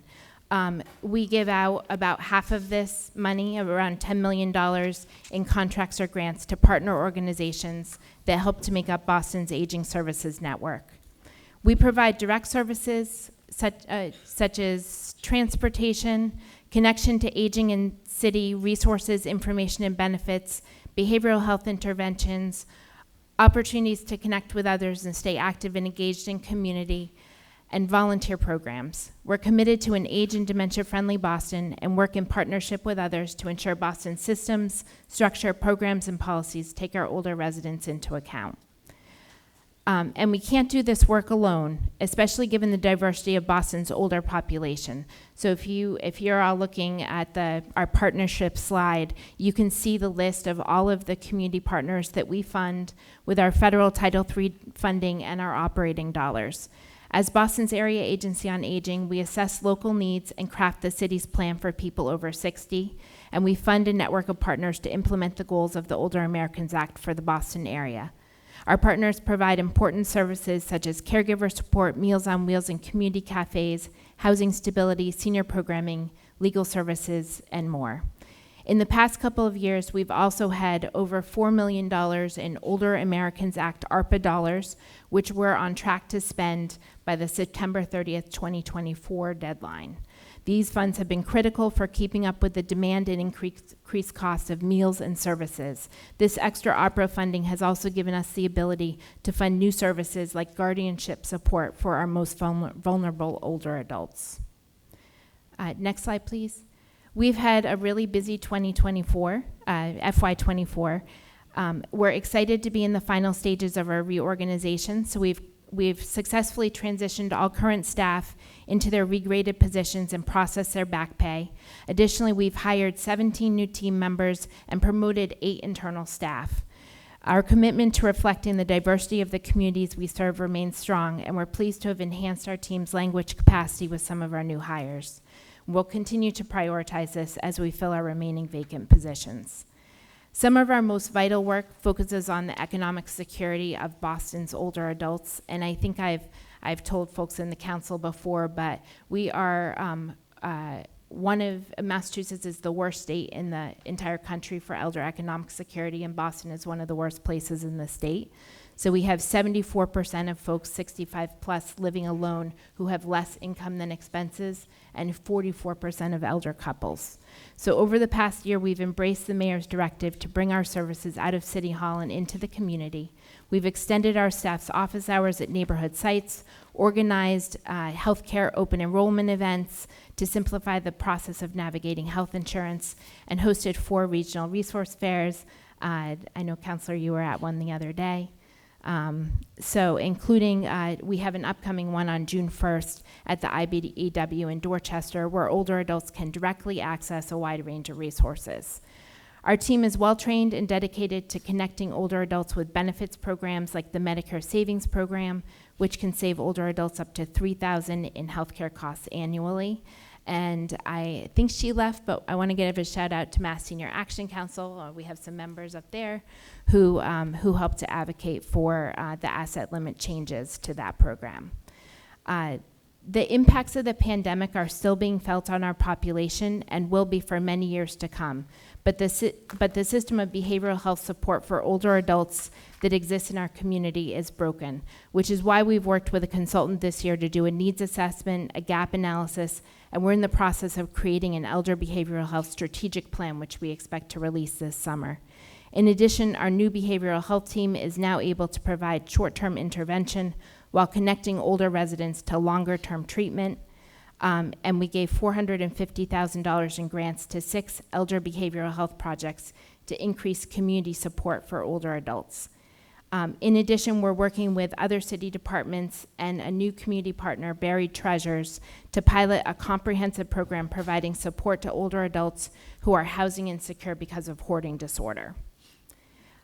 This year, we were able to work with the mayor and all of you to update our older adult property tax work-off program, which we really appreciate. Now folks can work off up to $2,000 of their property taxes by volunteering for 133 hours in a city department.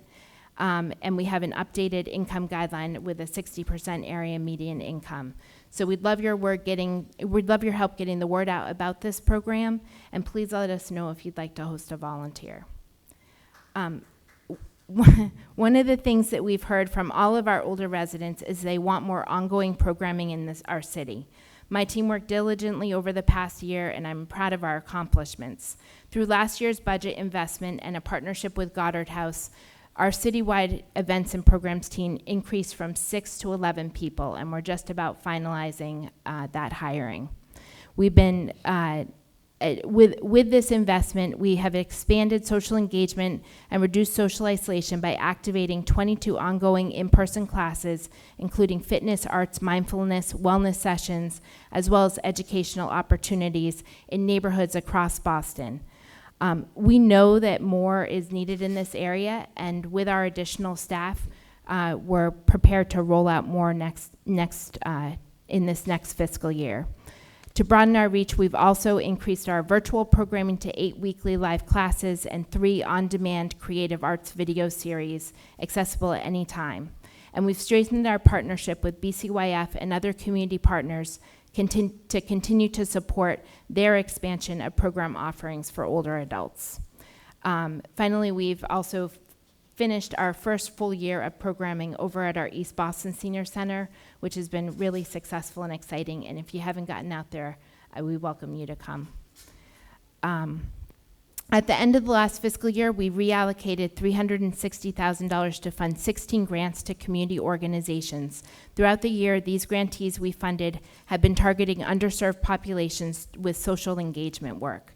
Their work has been so successful that we've grown the program, and this year we used our FY24 senior programming budget investment to issue over $500,000 in grants to 37 community organizations.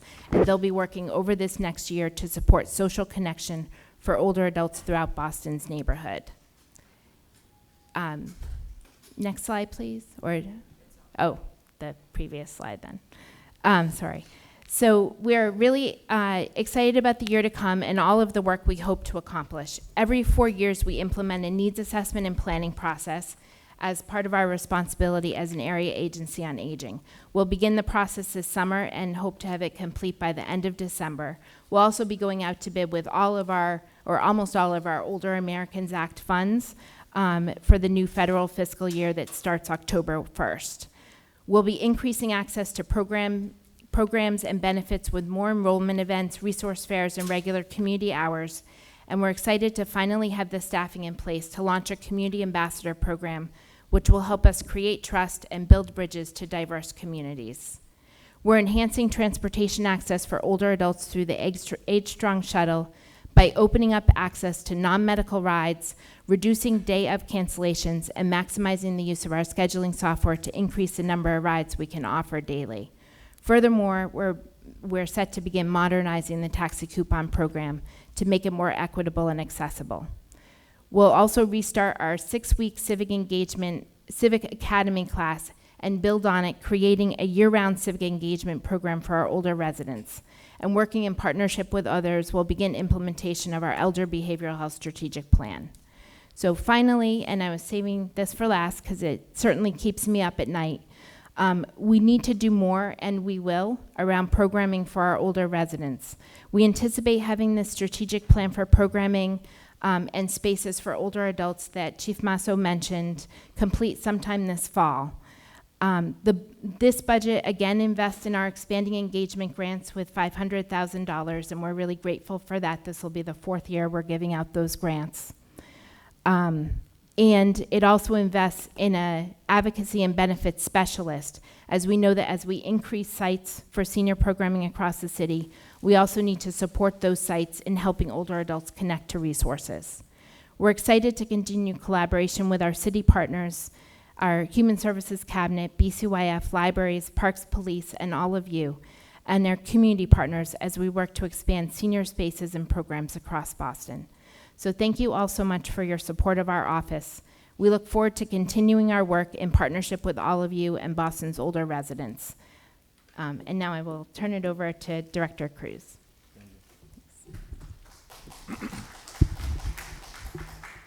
Hi, City Council. It's a pleasure to be here. My name is Pedro Cruz. I am the Executive Director of the Office of Youth Engagement and Advancement. Wait, it's cool. Do you want me to just start? We're good. Yeah, no rush. We'll start it up. So I would just like to start off by saying that we actually are a brand new office. We're the youngest office under Chief Marceau's leadership. We just hit a year in February. Super proud of the work that we've been able to do this past year.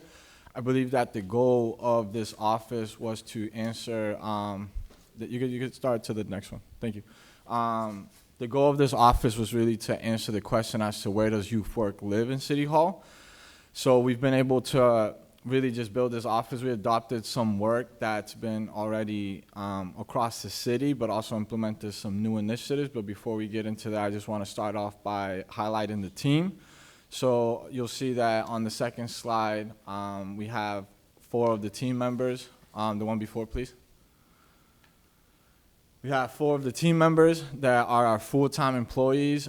We have 2 vacancies right now, but there's also an additional 5 Success Link positions under my supervision. So it's a team of 11 positions total. I'm super proud of saying this because when I adopted the work in the office, majority, if not all of my staff was seasonal or under Success Link positions, and I've been able to advocate after the last year's budget to give 5 additional, aside from myself, full-time positions and make them part of city payroll. And hopefully after this budget season, we'll be able to turn the remaining 5 Success Link positions still under my office into additional full-time position, as well as 12-month fellowship positions, which we hope to extend it to young people, especially coming out of college and or high school, to be able to engage with city work and build their network and advance their careers. Next slide, please. So I'll start off with the quote that I've been repeating for the last year, that youth are not an initiative at OYEA, they are the mission of the office. And with that, I would like to highlight 3 main goals that we've been really focusing on. And it's to uplift young voices in decision-making through civic engagement, connect young people to opportunities and resources through a central hub, and support youth-serving organizations and youth-facing individuals in the field. And what I always like to say is that all the work that we do at OYEA is to support 1 or more of the 3 levels of youth work, which is what we call the 3 levels of youth work, which is the youth organizations, the ones who create the spaces for the young people, the youth workers who build the relationships within those spaces with the young people, and then the young population themselves. So all the work that we do focuses on those 3 levels of youth work. Next slide, please. So through that, I'll go through our initiatives right now. I'll start off by the Mayor's Youth Council, which I'm glad we had testimony of just the impact that we've had across the city. This last cycle, we've been able to engage. We've received 229 applications from young people across the city, which I believe just shows the interest in the program and their willingness to be part of local government. We have 60 youth on the council, 20 which are paid through Success Link. Then I'll go over to the Youth Lead the Change, which is our participatory budget program where young people in the city have the power to decide what to do with $1 million. As of now, we have collected over 772 ideas across the city, all from young people as to what to do with these funds. And we're now in the voting stages, which we go back out to the community for young people to vote on which ideas they want us to fund, and we have we're close to 5,000 with the goal of 10,000 by the end of this voting season. The next program I'll share is the Youth Resource Hub. So we really want to be, there's a lot of resources in City Hall and a lot of opportunities, but it's scary enough to navigate City Hall as an adult. So that fear is amplified for young people. Who do I go to? Where do I talk to? So we really want to be that connector for young people within City Hall, but also across their communities. So with that, we've launched, actually today, we just launched the Youth Resource Hub, which we're branding the Youth Line. You might have heard that before. We're bringing that brand back. And the Youth Line, again, is our way of connecting young people to resources. We've, with the mayor's team, we've launched an online dashboard that right now houses 410 resources and opportunities strictly for young people. And our goal is to make it easy to find these opportunities and also for this to be a tool for youth workers. Within that Youth Line program, I want to highlight our MBTA Youth Pass program, which we've been in collaboration with the state MBTA. This program exists outside of the city, but we do oversee the program within the city. We have today processed over 7,000 MBTA Youth Pass applications directly out of the Tobin Community Center, as well as served over 600 constituents in person through this MBTA Youth Pass program. And through this initiative, we've also put together a community calendar on our website to continuously highlight specifically youth events to make it easy for young people to connect to what's happening across the city, not just in City Hall, but all the amazing work that our community partners. And up to date, we have promoted over 2,000 different events on this community calendar. I'll jump over to the Mayor's Youth Summit, which a lot of you attended, and I really appreciate that. It was super impactful to have leadership there present for the young people. We sold out the event. We had 300 people sign up. We had a wait list of 100. We've hosted over 200 young people in person, over 100 adults, connected young people to 17 different resources and partners, and awarded 2 young leaders for their civic engagement for the work that they're doing across the city through these community organizations. I'll jump over to the next initiative, which is our Youth Worker Professional Development Series. Me being a longtime youth worker myself, a lifelong, it's all I've ever done, to be honest. I knew how powerful these professional development opportunities were for me. I didn't have the degrees that the other industries might require, and these professional development opportunities gave me the language and the confidence to be able to sit at these tables and hold these conversations. As of now, we have hosted 39 sessions total, covering 23 different topics, everything from working with LGBTQ youth to working with homeless youth to financial literacy and art and so on and so forth. We've collaborated with 18 different trainers, everything from community organizations to individual contractors. And again, this is our way of being able to make it accessible. I knew how hard it was for me to, 1, to find them, and then 2, to fund them. And then when I was in the nonprofit and we'll get them to fund, and it's like, do I go by myself? Do my colleagues come with me? Do I teach this and come bring it back? And then with that, again, they're completely free, which is what I want to highlight. They're completely free, and we did the hard work of that. And then I'll close up with 2 more things, which is our partner network. We wanted to break down the silos that exist in youth work now. We all serve the same young people. They go to BPS, they go to BCYF, they go to these community organizations, and we don't speak with each other. So we've been able to host a partner network. Right now, we've been able to build that to 950 youth-serving individuals from 250 different youth-serving organizations. We meet every other month. We have an average attendance of 85 to 90 youth organizations in the city, individuals from these organizations. And then this upcoming year, one thing we're super excited about is our Youth Needs Assessment survey, which is we want to launch that to really collect raw data around what young people need so that we could start making real decisions in City Hall, but also that community partners could use that information to make decisions within their own spaces. And then the last slide is just some pictures, and then on behalf of my team, I want to thank everybody. Thank you.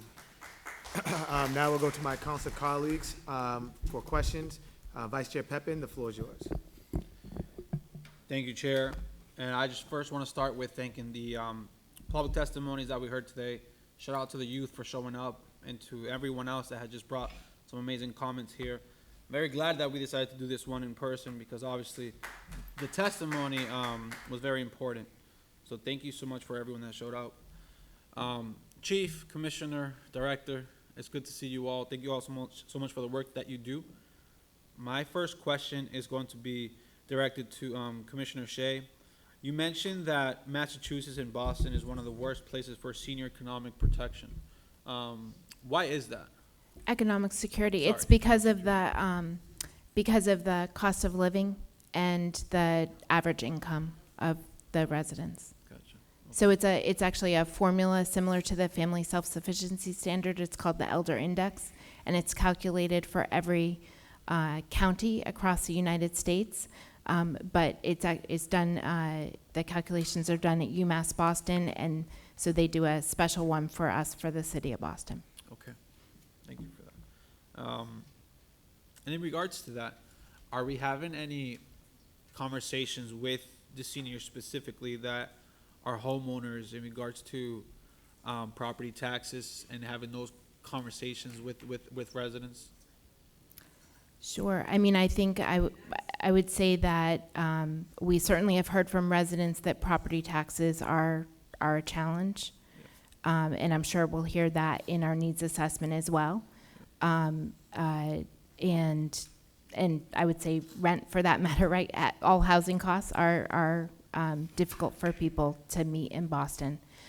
We're excited we're able to increase the property tax work-off program amount from $1,500 to $2,000.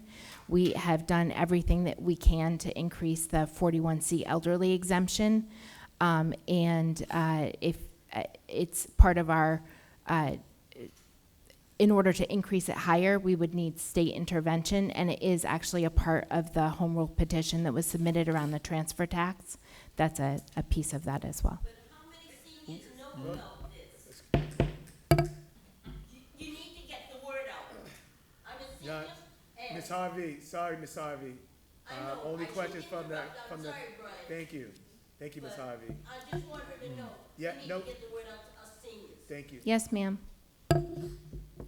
That was actually one of my follow-up questions. Can we, following points, can we have some workshops with the seniors of just for education purposes on how to deal with this going forward? Sure, of course. I mean, I think that's one of the things our resource fairs are trying to get at, and we've been doing a lot of outreach for those, reaching out to groups. We've been flyering neighborhoods, but we need to do continual outreach, kind of on all the different topics and all the different things that all the different resources that people have access to, and we need to do those, and we need to get it out to community in all different ways. People speak different languages, people access information in print and online, people need to see it multiple times, so they need to see it in person, so there's a lot of work that needs to get done. Thank you, Commissioner. Director Cruz, I am, first of all, just very proud of the work you've done in your first year. Just seeing your commitment in the community is just very inspiring to see. Thank you. The youth brought up a good point in their testimonies, and it was the question of having jobs year-round. What is the reason for that gap, and can we, sorry, that is a question for workforce development, but I guess I'll ask them that question, but is there anything that your office can do to fulfill that gap? Not necessarily in terms of the gap, like as you mentioned, that's a question for workforce, but one thing we have been doing, it's amplifying the work that's happening across the city. So we have a newsletter right now with over 30,000 young people from the city that all work through SuccessLink, and we're continuously sharing job opportunities. So I believe our role is to amplify the opportunities that are there. So in terms of closing the gap, it's just a matter, we're here to really amplify the work and make sure that they get connected. That's awesome. That's good. And I'm glad to see that you have so much subscribers, so that we know that there is appetite from our youth in our city. For sure. Thank you for that.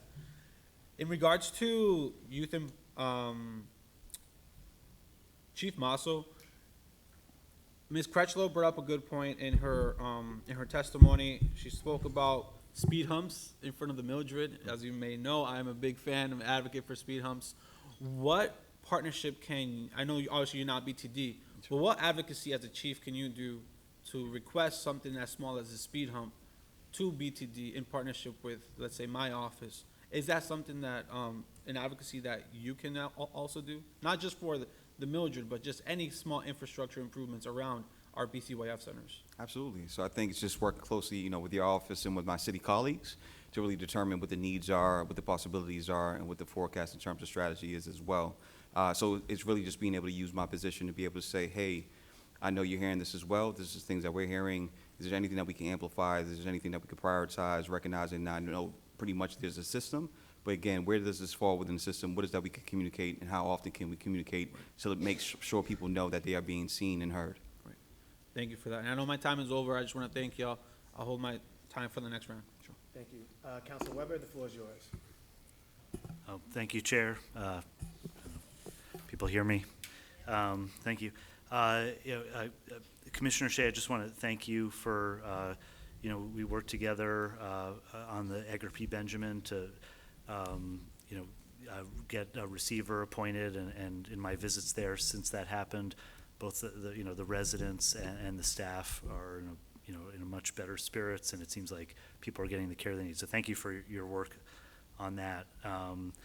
I had a question for you in terms of, you talked about increasing numbers of seniors in Boston. So what is the, like per year, what's the percentage increase, or do you have a per 5 years? What do you expect? So I have the numbers. Let me just look. The percentage increase from 2020 to 2025, I think, is about a 30% increase. Okay. If that's helpful, and I could get you the numbers for, I can get you the numbers for the years, but I don't have the numbers. That's okay. And here. so what's did you say, what's the percentage increase from the budget in your H-Strong budget from last year? 0.7%. Yeah, so I think the need is outstripping the increase. Is that, am I wrong about that?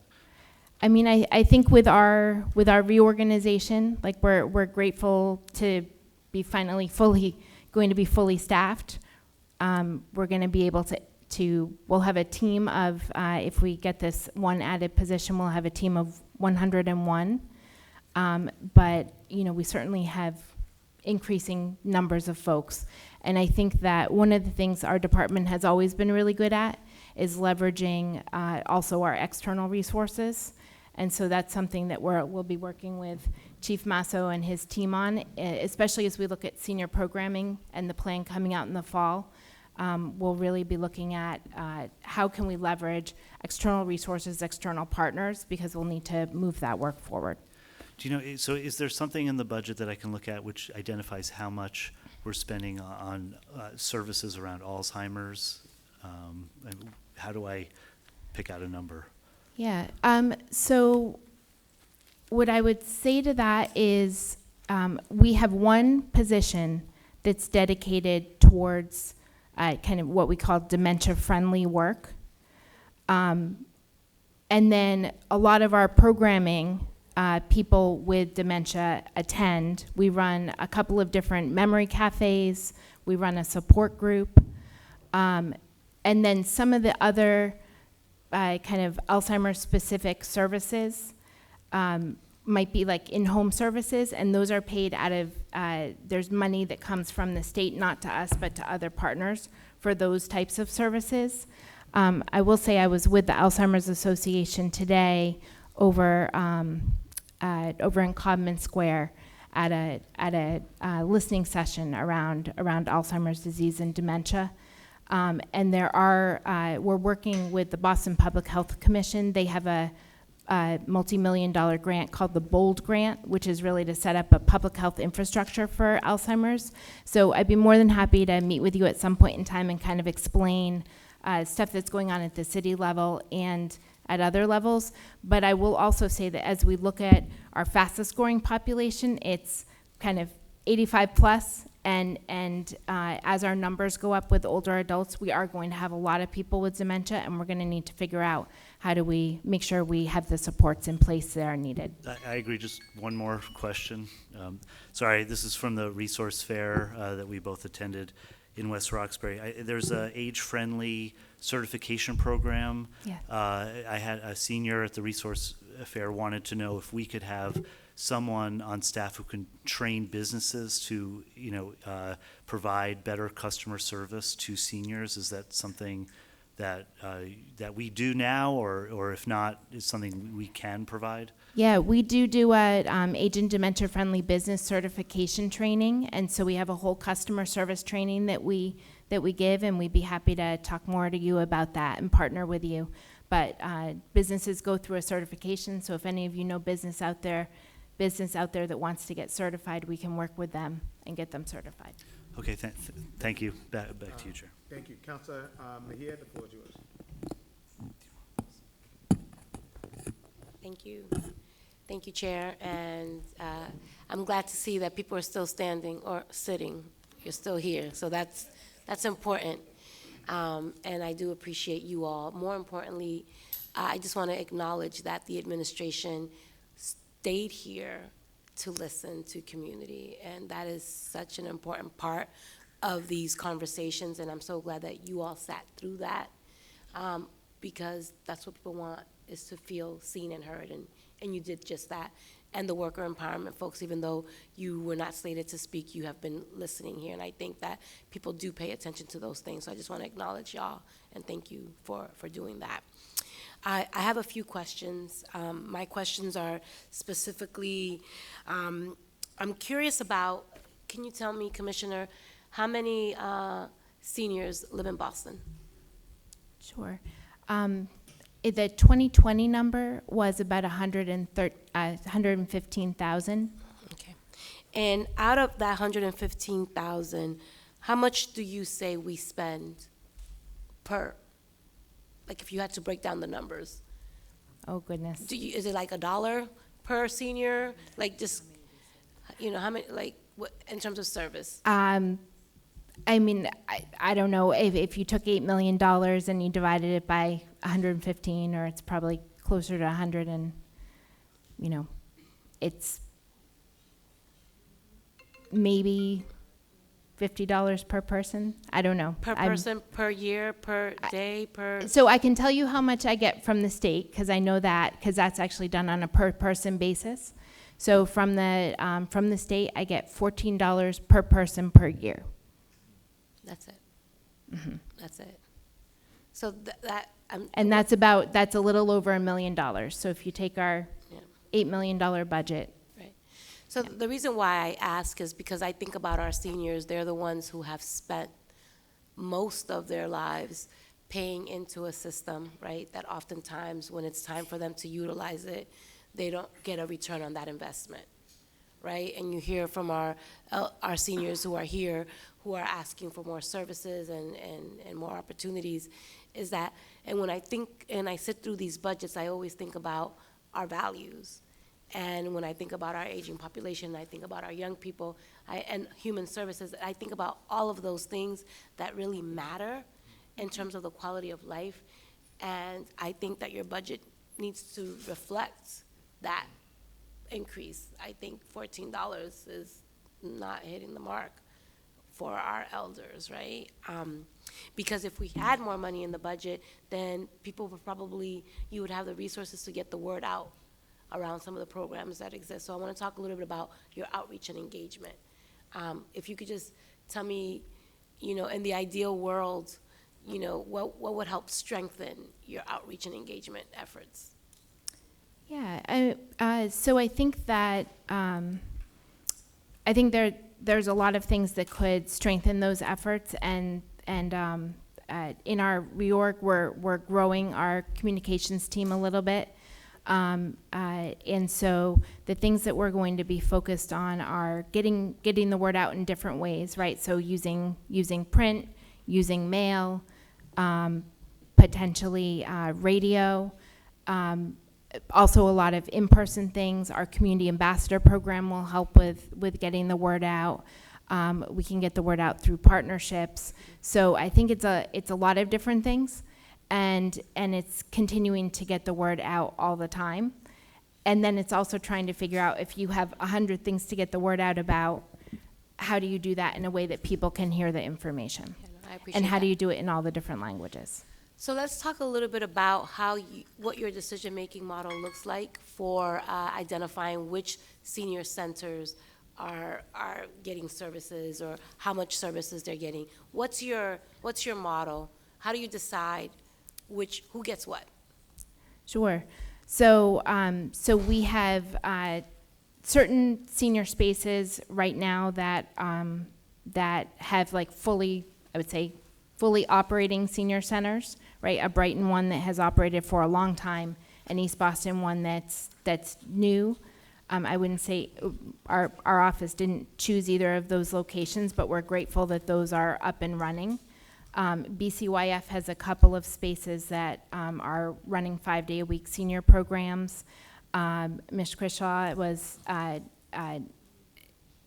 led the effort to get the Mildred up and running 2 days a week. But I think that this plan that we're doing with the consultant is going to help us by kind of matching population to, a plan for space across the city. And I think that's going to be critical. When we're citing programs now, we are doing it based on, a lot of it based on where there's nothing happening. So we know what programs we're funding, we know what's already up and running, we're hearing from community, and we're going to a lot of places where not as much is happening. So that's what we're doing now, but we're excited to have, to be in a planning process so that we can do it in a more thoughtful way as we move forward. And I know my time is up, and I just would like to advocate that as you continue to, I appreciate consultants, but I think that the best folks are often the folks who are actually living the reality. So having seniors being the ones that you're hiring and that you are employing, because just because you're retired doesn't necessarily mean that you're done. And there's so many opportunities to really engage seniors in meaningful ways so that they can pay those property taxes. For sure. No, I agree. And they'll be a part of the process. There's paid to get input. Thank you. And I did a little bit of math. Thank you. And 8 million divided by the 115,000 is $70 per person. Per year, yes. Councilor Santana, the floor is yours. Thank you, Mr. Chair. Excuse me, and thank you for the administration for being here. So great to see you all. I'll jump in right into the questions.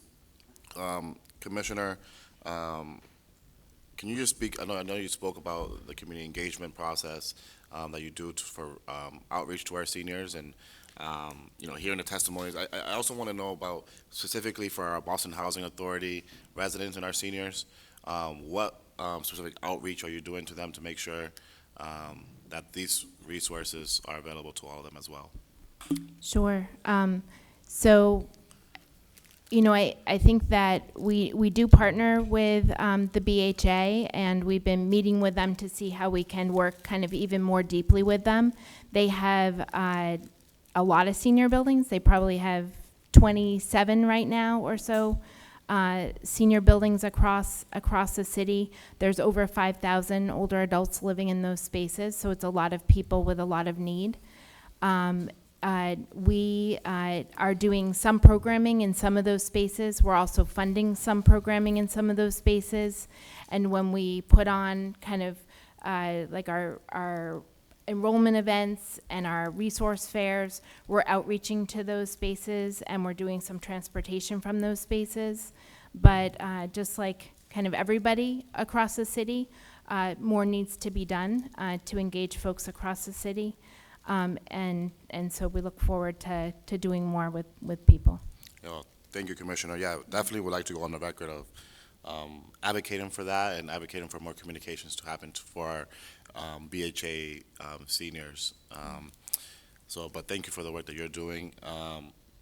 Director Cruz, so great to see you, and want to echo some of my colleagues. I think I'm very proud to see the work that you've done over the last year. The incredible team that you've been able to build, and your thoughtfulness for a sustainable office. I've been working very closely with your Mayor's Youth Council. They're an incredible group. Can you talk to me about the recruitment of the Mayor's Youth Council? Who has access to them? How do you get these into these positions? And is there any compensation or stipend with the participation of this program? Yeah, for sure. So when I first adopted the program, or when it got moved over to my leadership, there was 90 individuals on there, and I thought that was just too large of a group to manage and really create impact with. So one of the first decisions we did was to bring it down to 60 for this first year, just to really see, try to control that and be more impactful. Out of that 60, 20 are paid positions, but they do have a higher level of commitment, so they're expected to be with us during the school year, Monday through Friday, and those 20 individuals are within leadership on the Mayor's Youth Council. The other 40 on the Mayor's Youth Council have a lower level of commitment and are expected to be with us for I can't remember off the top of my head, but definitely a few hours throughout the month, and they're really more of like a voting body, and just also to be able to uplift their voices.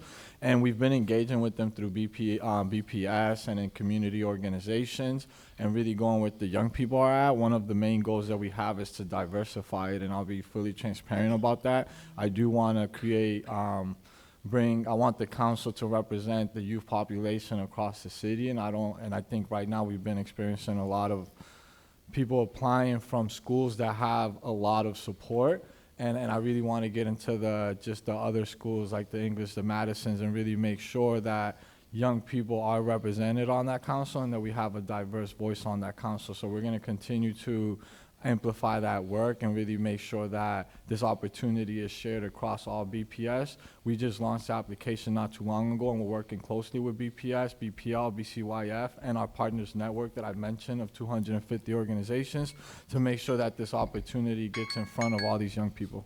Great. Thank you so much.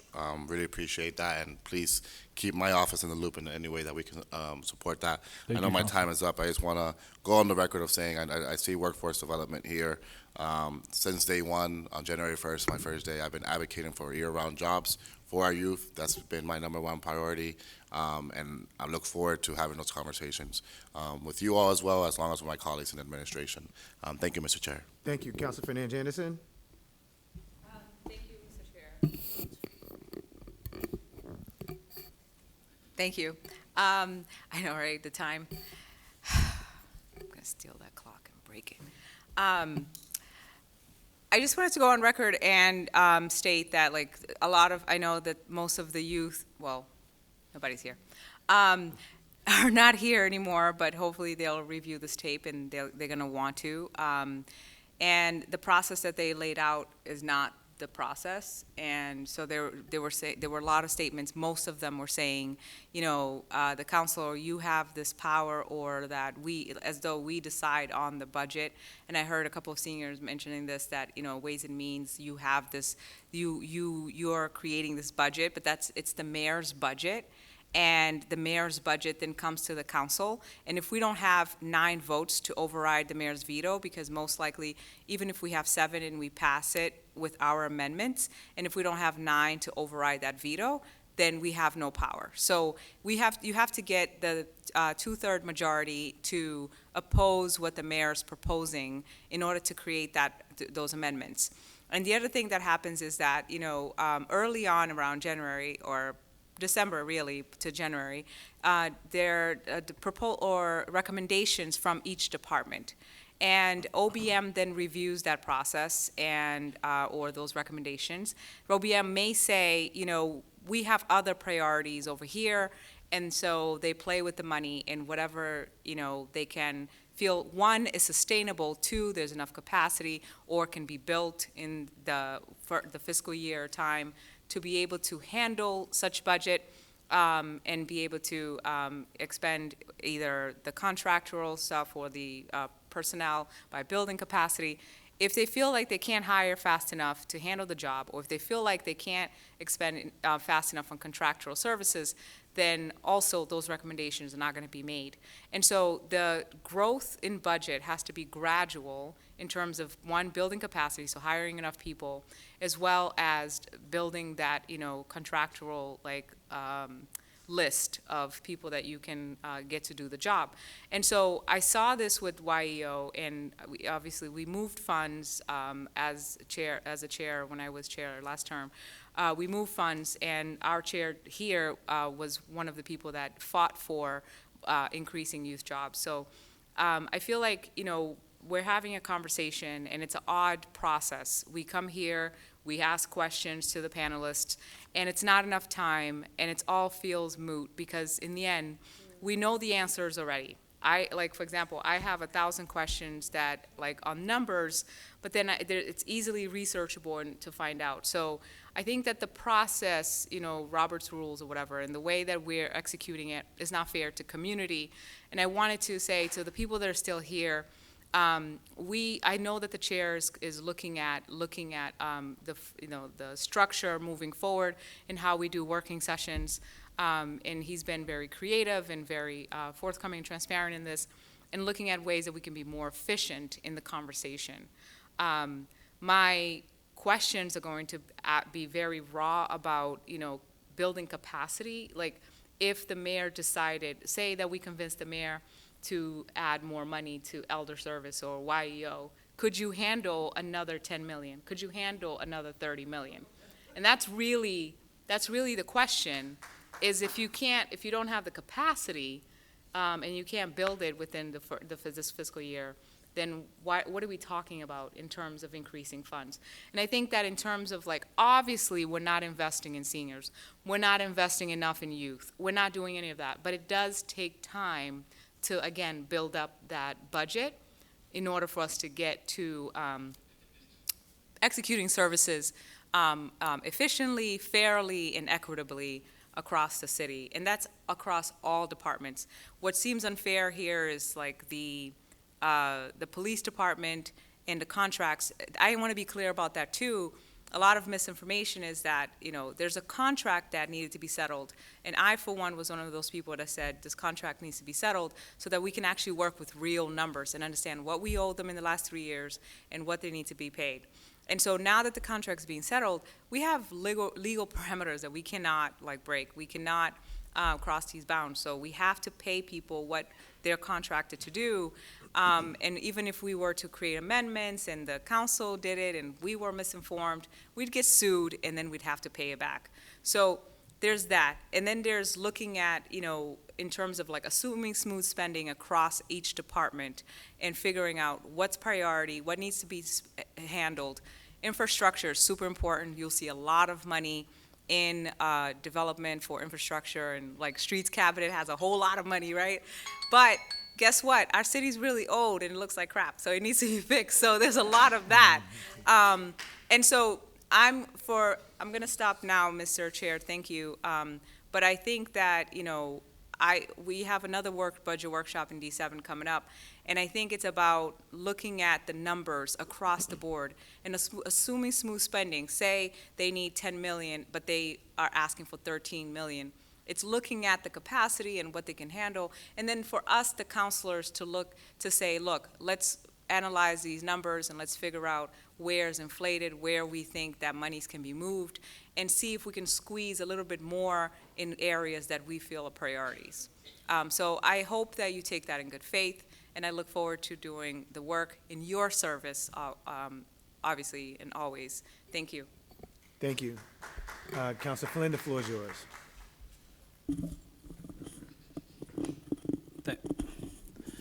Thank you, Mr. Chair, and thank you to my colleagues and to the administration for testifying, and to the public as well for testifying.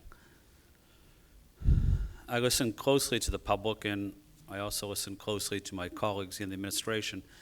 And Councilor Fernandez-Anderson, you made excellent points in your statement and your comments here tonight. And I think she is exactly right. Is we have to have an honest conversation about the budget, what the city can do, and what the city can't do. And I think it was referenced that if a police officer is working a shift or 2 shifts in a row, and if we cut the city budget, that police officer is still going to get paid. So, to say we're going to cut the police department $40 or $50 million and we're going to take it out of the overtime budget, it's just not going to happen. But I understand the point you are making, that, you know, why are people working so many hours and making a lot of money? And the real reason is we don't have a good system of manning the Boston Police Department. And it's not the overtime, it's not enough police officers. And when we do hire police officers, let's ensure that we do the outreach and the retention and to recruit more people of color. But I don't want to come here and say, and just relate to people and relate to the audience and not be honest, but we're just not going to cut the police department. But as it relates to the summer jobs program, where a lot of the funding would go to, in theory, is from listening to the testimony. I worked closely with Pedro for a lot of years in the South End, and you do an outstanding job, Pedro. Thank you. So my question, Pedro, is I listened to the young people talking about youth employment. Was there youth last summer that wanted to work that just weren't able to work because? I just want to, workforce development, they're up next, and they are the, Okay. where Success Links lives. Okay, with Success Links. Okay. But I guess my point was, if we want to take the money from the city budget and put it into youth employment, were there youth, I'd really like to know how many youth last year wanted to work that were not able to work. And then that's the number we really want to increase. I don't know if it's 500 youth that wanted to work. I don't know if it's 200. Do we have any type of ballpark that someone seriously wanted to work and just wasn't able to work? That's the number we need to increase for youth employment. And let's be realistic. If it's 500, maybe we increase it to 700 or to 800 and increase it. But just to say we need $40 million more, that's not realistic. My final point in listening to my colleagues also is supporting our seniors. And our seniors, as we all know, have worked hard their entire career. They might be a homeowner, and maybe they bought their home in the 1960s for $10,000 or $15,000. Now they live in a home that's worth $700,000. It doesn't make them wealthy. It probably makes them poor. They're unable to pay the property taxes, and I see the seniors in my neighborhood. They're looking at a can of tuna fish, and they're trying to figure out if they have enough money to buy a can of tuna fish for $1.59. I've seen it recently, and I said to the senior, "What are you looking at the price for?" And I'm thinking $1.59 is not a big deal because I have the money. But the senior doesn't have that money, and they worked hard their whole life, and they're trying to figure out if they can make ends meet. Those are the types of issues that we need to have a serious discussion about during this budget. I also want to recognize my friend, Councilor Earl, for his important work he's doing as chairman of this important committee. Thank you, Councilor Earl. Thank you. And I agree, a lot of my colleagues have asked some of the questions, and, we work, I have a good relationship with everyone on this panel. Whether it's increasing the A-Strong budget, understanding, the numbers that you laid out on the economics for seniors, and knowing that we're only growing our senior population. I looked up a number that said there was 5.8 million seniors that are living with Alzheimer's, and that's supposed to be growing to 14 million by 2016. So understanding the importance of getting the investments into A-Strong is so important, because we know we're just going to have to just keep on giving more to making sure that our seniors could age in place with dignity. So just looking forward to working with your team, Chief Masso, Pedro. You've been doing an amazing job, and just looking to continue that collaboration and work. I'm only speeding up because we have to get out of here. They give us a time limit, so I'm just going to call Office of Workforce Development up, and thank you to the administration for being here. Thank you. Thanks. Thank you.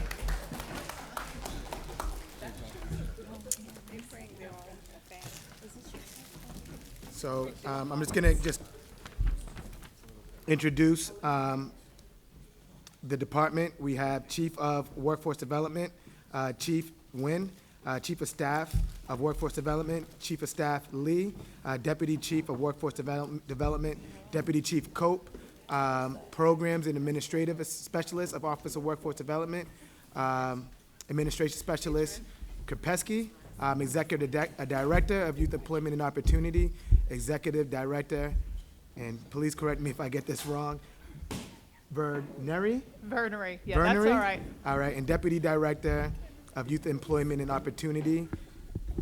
Can you help me up? Ebezikian? Ebekosian. Yes. The floor is now yours. And Great. just for sake of time, if we could run through the presentation. Absolutely. Thank you. Actually, if we may, we are going to alter the presentation. So Okay. we actually gave you more information so that you can review it, absorb it. We want this to be a dialogue. This is an ongoing process. So I want to thank you for your time and for staying. And then what we're going to do is you have all of our slides. And what I'm going to do is I'm going to hand it over to our Deputy Chief, Rashad Cope, and he's going to just give an overview, and then I will tell you what's in the slide so that you can absorb it. When you go home, have it for bedtime reading. I don't know, it could make you fall asleep faster. And then if you have additional questions, we're happy to have ongoing dialogue with you. And then we're going to quickly hand it over to Allison and her team to talk about the summer youth jobs and the Youth and Employment and Opportunity Department, which I'm sure you'll have a lot of questions. So if I may Yes. follow that format Absolutely. for you. Trin Nguyen, Chief of Worker Empowerment.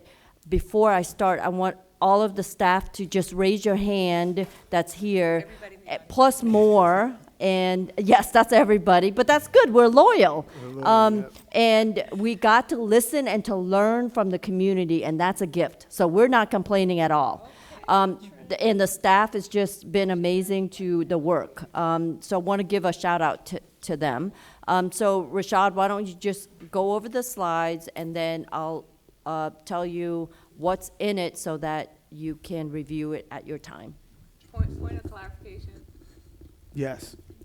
Mr. Chair, okay, so are they taking like a minute each, and then where? They're going to run through it as fast as possible, and then we're going to turn it back to us. Okay. Yep. All right. So yes. It's 9 o'clock. Go. Go ahead. I thought it was 8:30. Yes, yeah. Yeah. I thought it was 8:30. It's my bedtime. Yeah, so we're going to run through this very quickly so we can have folks pull up our slides here. Good evening, Chair Worrell and City Council members. The first slide that we're going to cover here, we're not going to walk through this in its entirety. Many folks have seen this, but in its totality, our cabinet, we aspire to become a comprehensive hub, accessible to all, fostering secure, sustainable, and a well-prepared workforce system. And as you can see here, the work of OWD, it aligns with that third bullet there, which is around expanding economic opportunity for workers through quality jobs, financial and skills training, and also career pipelines. And to us, that simply means that we believe the work of this cabinet is to open doors to a career path and prepare folks for the workforce, in doing that with a focus on an equitable lens. The quick slide here, Chief Nguyen is going to dive into some of these units shortly, but within the Office of Workforce Development, there's 10 units that encompasses the breadth of the Office of Workforce Development role. Next slide here. Our mission for OWD, our commitment is to essentially foster the active involvement. You see the mission and vision here, to foster the active involvement of every Boston resident in the city's economic growth and future direction. Our team and some of the folks are here, is dedicated to connecting low-income residents with training and job opportunities while also advocating for lifelong literacy and educational pathways and for those that are seeking advancement. Next slide here. And then again, very quickly, in summary, here are some of our priorities for the Office of Workforce Development. Supporting youth and young adults in assessing or accessing career pathways, it does remain a top priority. In digital literacy and adult education, the aim is to enhance ESOL and adult basic education services, offering professional development and guidance to integrate digital skills into the classroom. And then the last two here, through our Center for Work and Families initiatives, we'll continue to provide resources like financial coaching and asset building opportunities to foster economic well-being. And then just a note, tomorrow, our cabinet will be launching the Worker Empowerment Learning Lab, which is a vital hub for generating and sharing credible information and knowledge to support evidence-based workforce policy development and service delivery. In this innovative approach, it will look to identify gaps and opportunities in the workforce development space and facilitate collaboration among employers to address talent needs. So we're excited about that, and then I'm just going to quickly turn it back over to Chief Nguyen. Great. So these slides that you will see, this is our the budget, the breakdown, how much we have in grants, and to my right is our Director of Finance, Devin Wedge. He's happy to answer additional questions you may have. Next slide. And just kind of breaking down what types of grants, the amounts, and where, which federal agency and what the funding sources are. Next slide. And then just to kind of guide you through some of our special initiatives on Good Jobs Coalition and also the Greater Boston Apprenticeship Programs. Next slide. And then giving you the ARPA overview, the impact, the work that we've been doing. We've been very efficient about it. Somebody said that, do we have enough capacity for scale? Yes, we do. We have built it for the last 10 years. We're ready for that absorbment, and then working with over 250 partners in the community. Next slide. And this just kind of gives you the next 5 to 6 or 7 slides will talk to you, give you an overview about the Boston Life Sciences Workforce Initiative, Boston Saves Children's Savings Account, tuition-free community college, Boston Builds Credit that works with low-wage workers to increase and improve credits, and all the great career pathways that Council Mejia has been working with us with the Neighborhoods Jobs Trust. You have the slides, you have the programs, you have the information. Happy to answer additional questions. So I'm going to just close with that with the Office of Workforce Development. Happy to take questions, and I'm going to hand it over to my colleague Allison to quickly run through the Office of Youth Employment and Opportunity, which has a summer jobs program. Wonderful. Thank you, Chief. I'm going to keep going through. So if you want to go to the next slide. As you all know, we provide youth employment. That's our mission. But we also do provide career development training. And a lot of the work we do is also outreach in the community, strategic partnership to make sure youth get the best opportunities.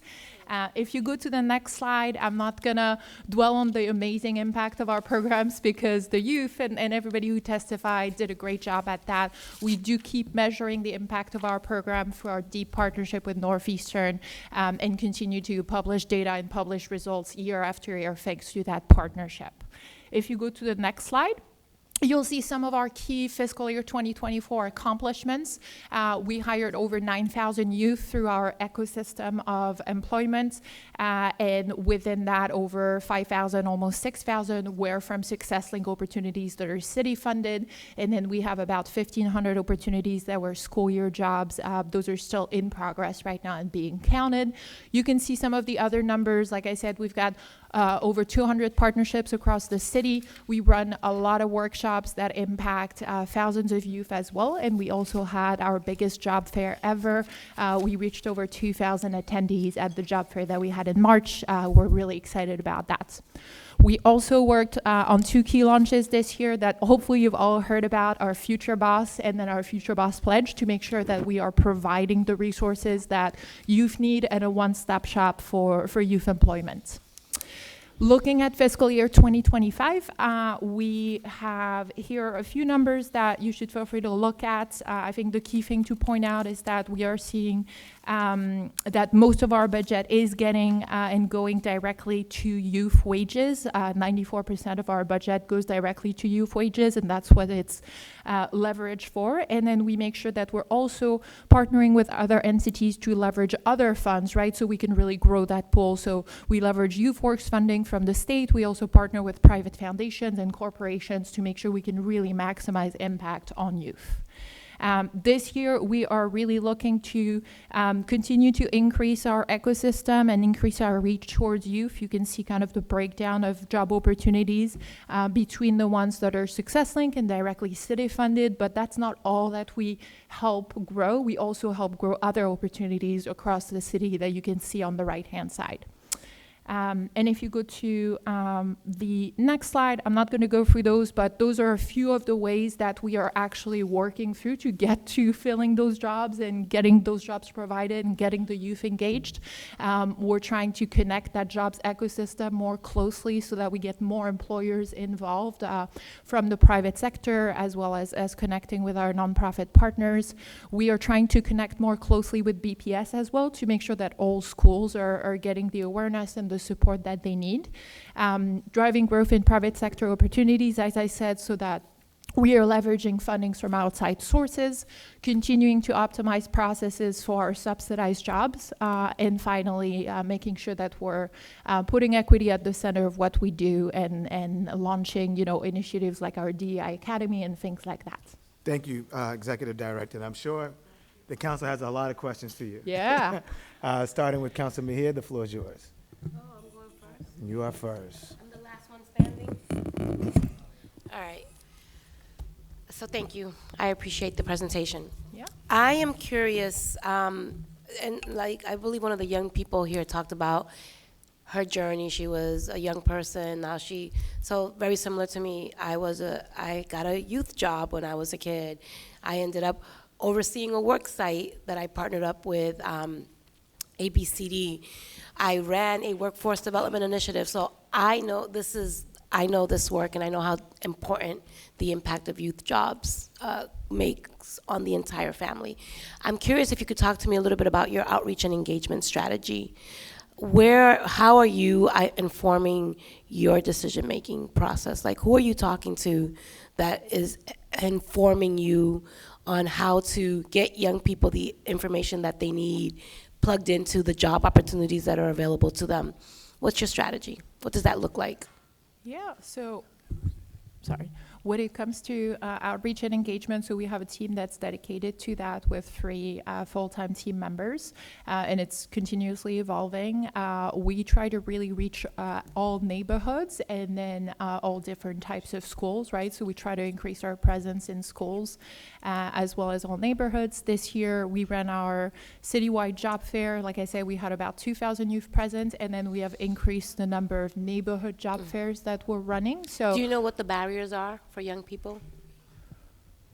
Do you have something specific in mind? Yeah, so what okay.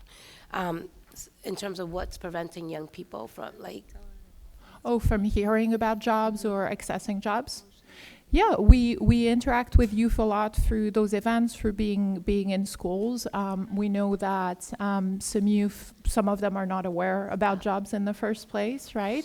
All right. And so let me just ask a few questions. For school year jobs, they will only last around 6 months. Can you just talk to us a little bit about, why not 10? What's been the gap there? On the length of the jobs, yeah. So we have the summer programs that runs from the end of June until the end of August, and then we have the fall program that runs from October until the end of May. The transition is really in between the school year and the summer program. We are allocating slots. Different programs have different needs between the 2 seasons, and then we try to restart as soon as we can in the fall. Can you tell me, out of the 10,000 jobs that the mayor talked about during her State of the Union address, how many of them were city jobs? From last summer Yep. specifically? Yeah, absolutely. While she's looking up those numbers for you, Counselor, a couple of things. One is that we've been doing neighborhood pop-up job fairs at hotspots in various neighborhoods, 9 of them in the city of Boston. We've also increased community-based grants called community partners, and it's not going through the city, that we're allocating, making grants and putting slots right in the middle and directly making grants for the nonprofits directly. Thank you, Trin. And to answer your question, about 18,000 jobs were directly in city agent, 1,800, I'm sorry. Oh, that was 1,800, like, wow. it's getting late. Out of 10,000, only 1,800 jobs were In city agencies, if you're asking about the ones that were funded by the Yes, city that's what I want to know. specifically. Gotcha. Because that's what the goal is that we fought really hard in the budget season. And Yes. so I want to make sure that So the jobs in the city is 1,800, but we've made almost 7,000 jobs to community-based partners. So they're not within City Hall, but they're in different neighborhoods. And nonprofits have those slots and pay young people. But how many were directly through Success Link? Yep, Success Link at about 5,500 jobs last summer. I really do appreciate the fact that we don't have, this is one of the most important, this is, I don't know, Chair, given the fact that, we have a timer, and,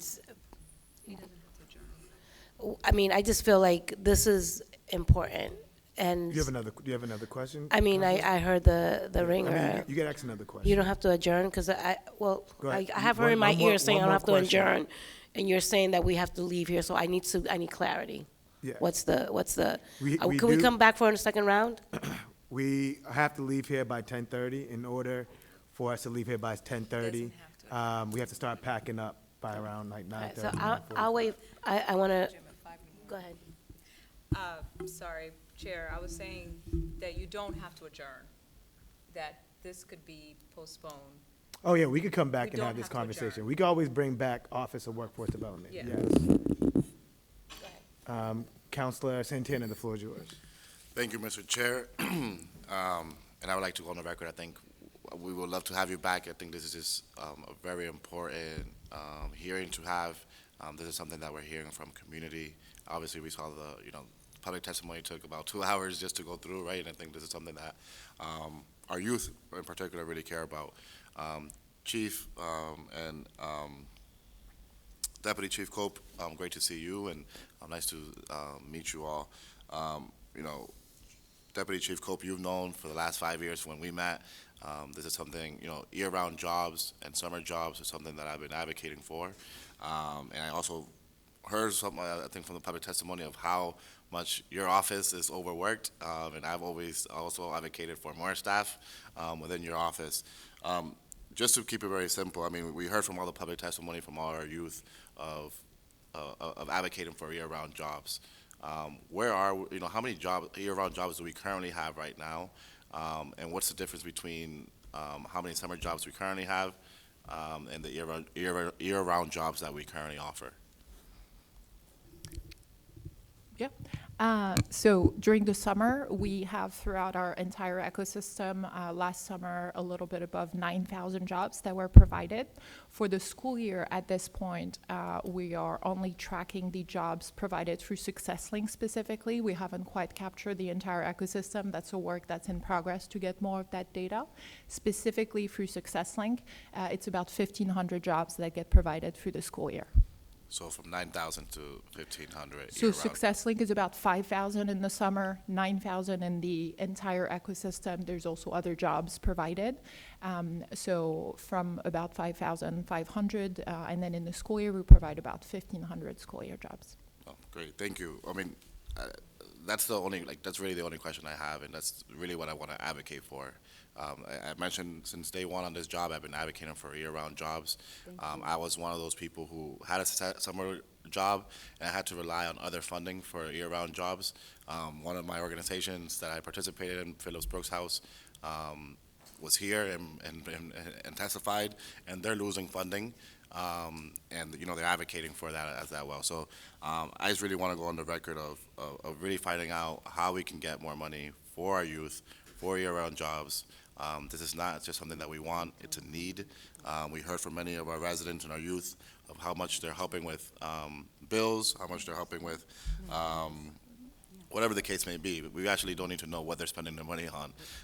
But, you know, having year-round jobs is also a form of public safety. As chair of public safety, I want to make sure that our youth are being occupied. I also want to go on the record of advocating for higher pay increases, in particular to our older youth, and to put them in leadership positions to do that. So, Mr. Chair, I would love to go through you in terms of just being able to ask to bring this office back for further continuation. Yes, I just want to quickly say for this summer, there were nonprofit agencies requesting 8,655 jobs. We want to do all of them.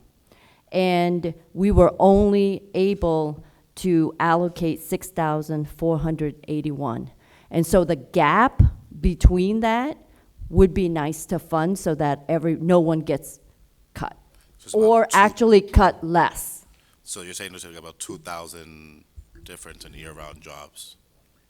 Or was that This just? this is the number just for for the the summer, summer. specific Okay, summer. so we have, all right, well, I'll advocate for both. But thank you so much. I appreciate that, Chief. Mr. Chair, that's all my time. Thank you, Council Fernandez Anderson. The floor is yours. Thank you, Mr. Chair. I think I want clarity because I'm really confused.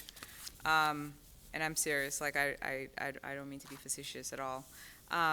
So in terms of, you know, summer jobs and year-round jobs, and I just want to know, like, school time and summertime.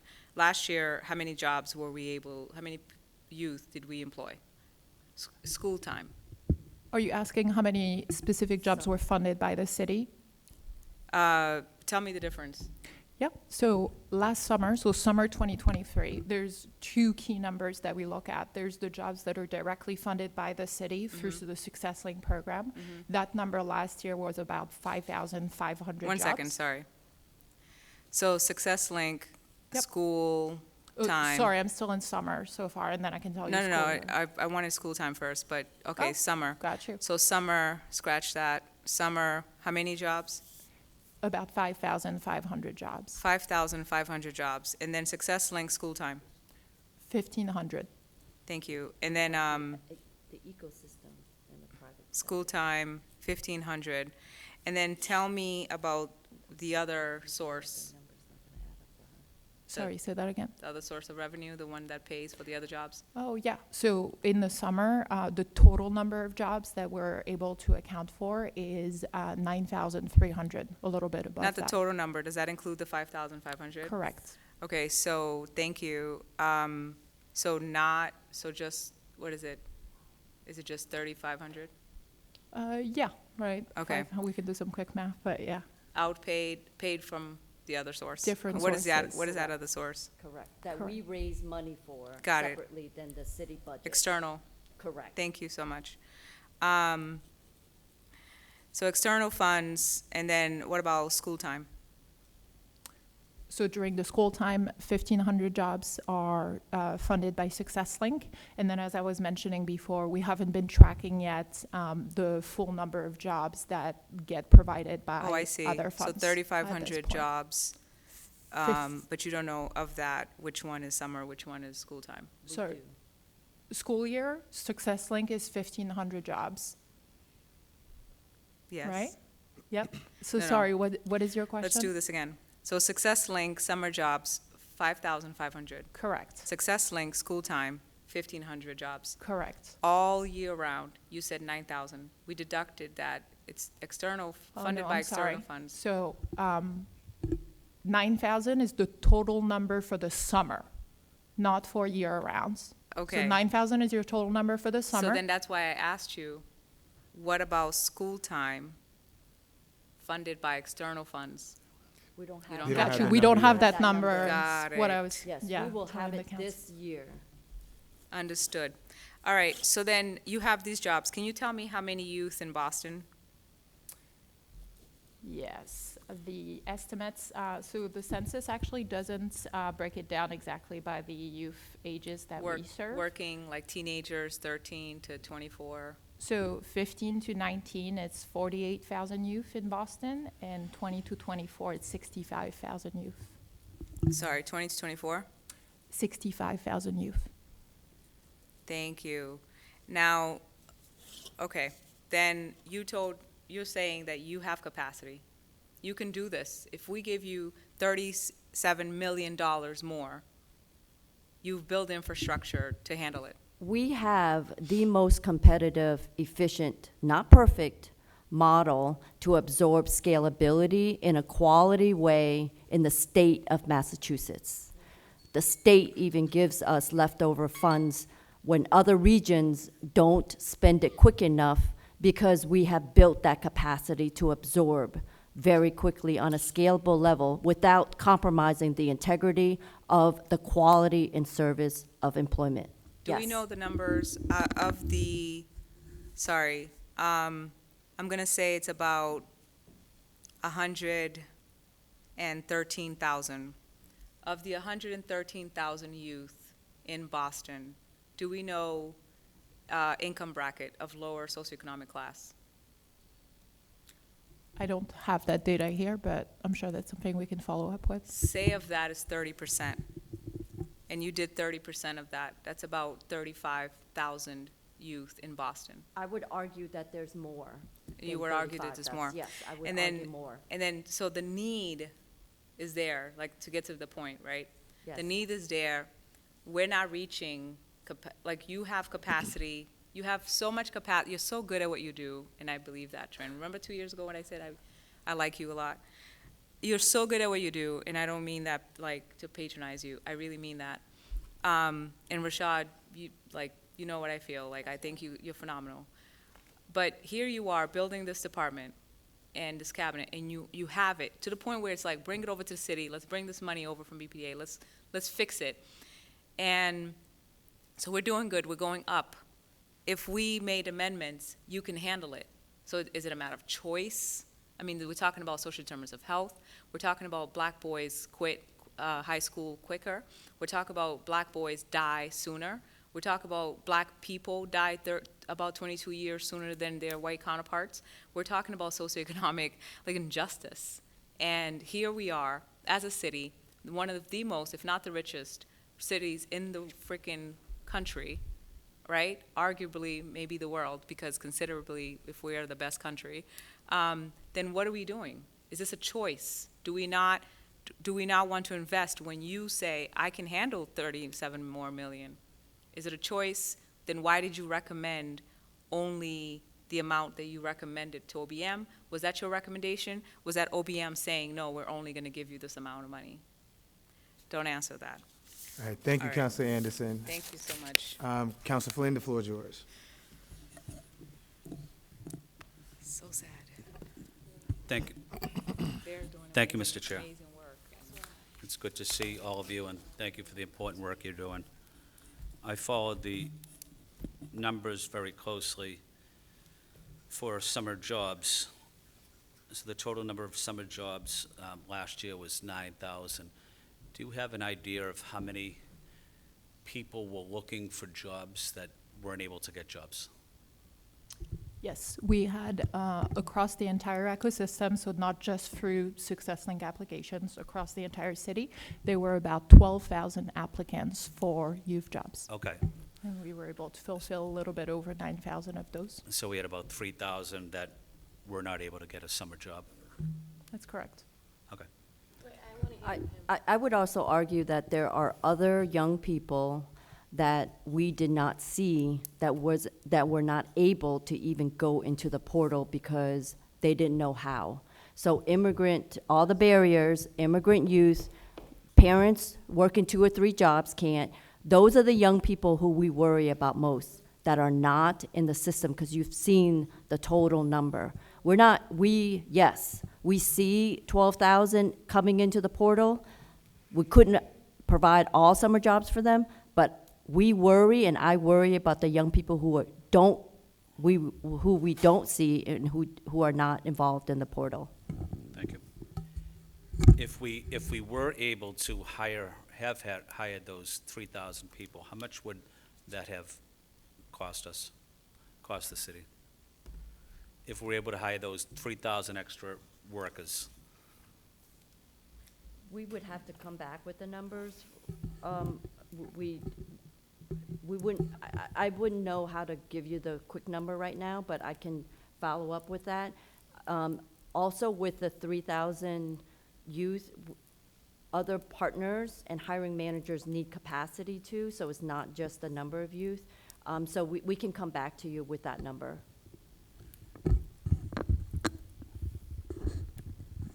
And Councilor Flynn, I think it's also really important to note that there are also young people working in jobs outside of the city's summer jobs program.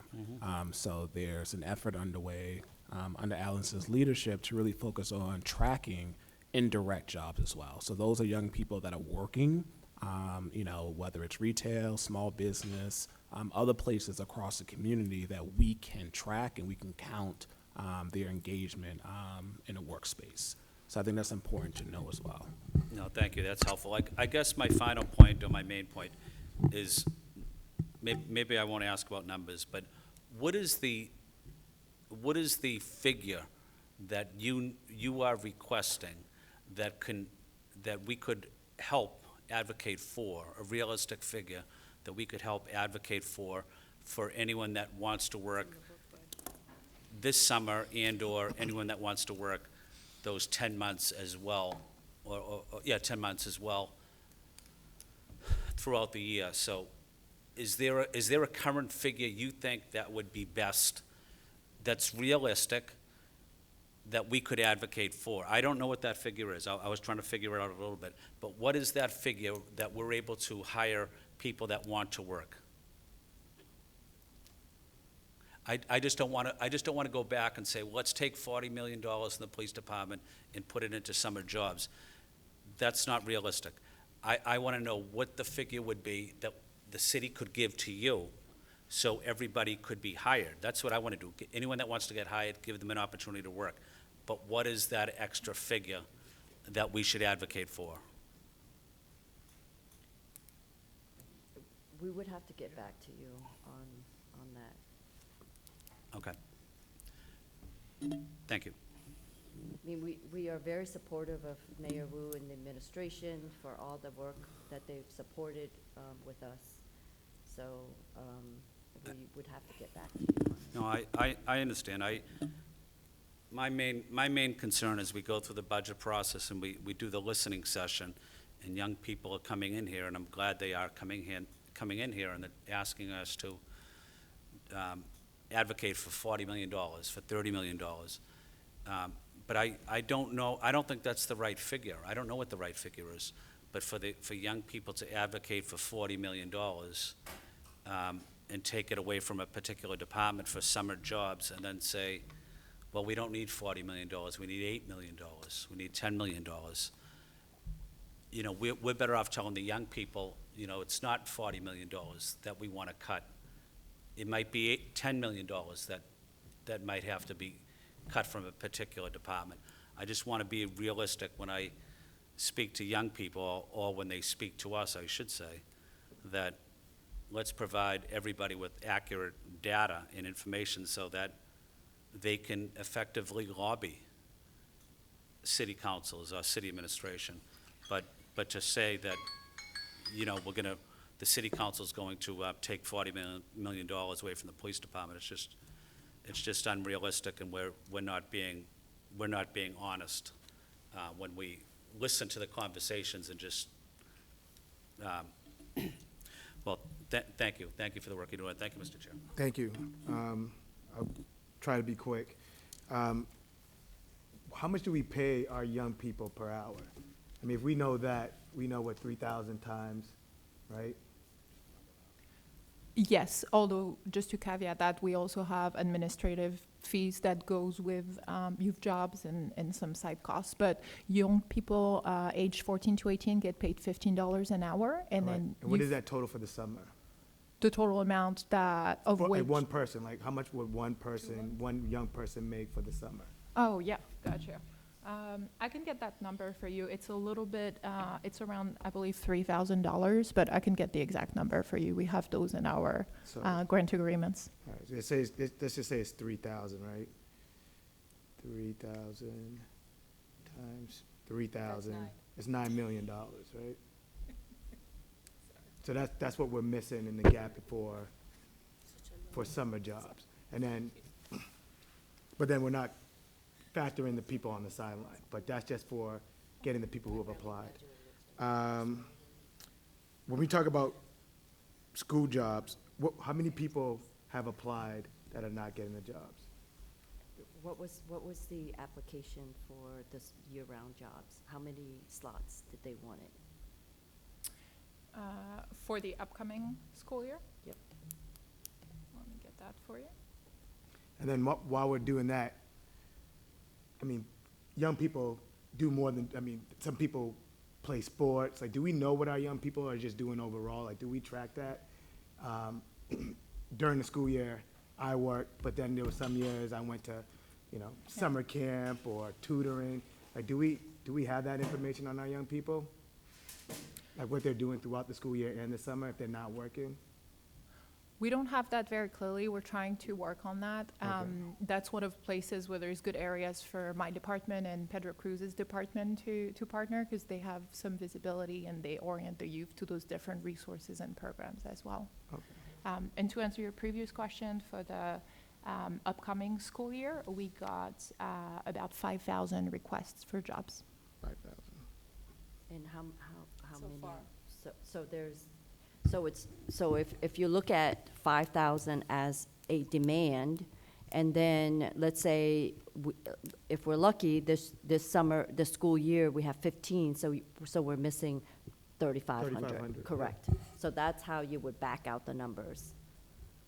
Now. And then how much does the young person get paid for the school year? Yeah, it adds up to a little bit more. Once again, I can send you those exact numbers because it's more weeks. It adds up a little bit more, but they work less hours during the week usually. So Right. Do you have maybe 3,500 for the school year. For the school year. 3,500, so it'd be- $4,000.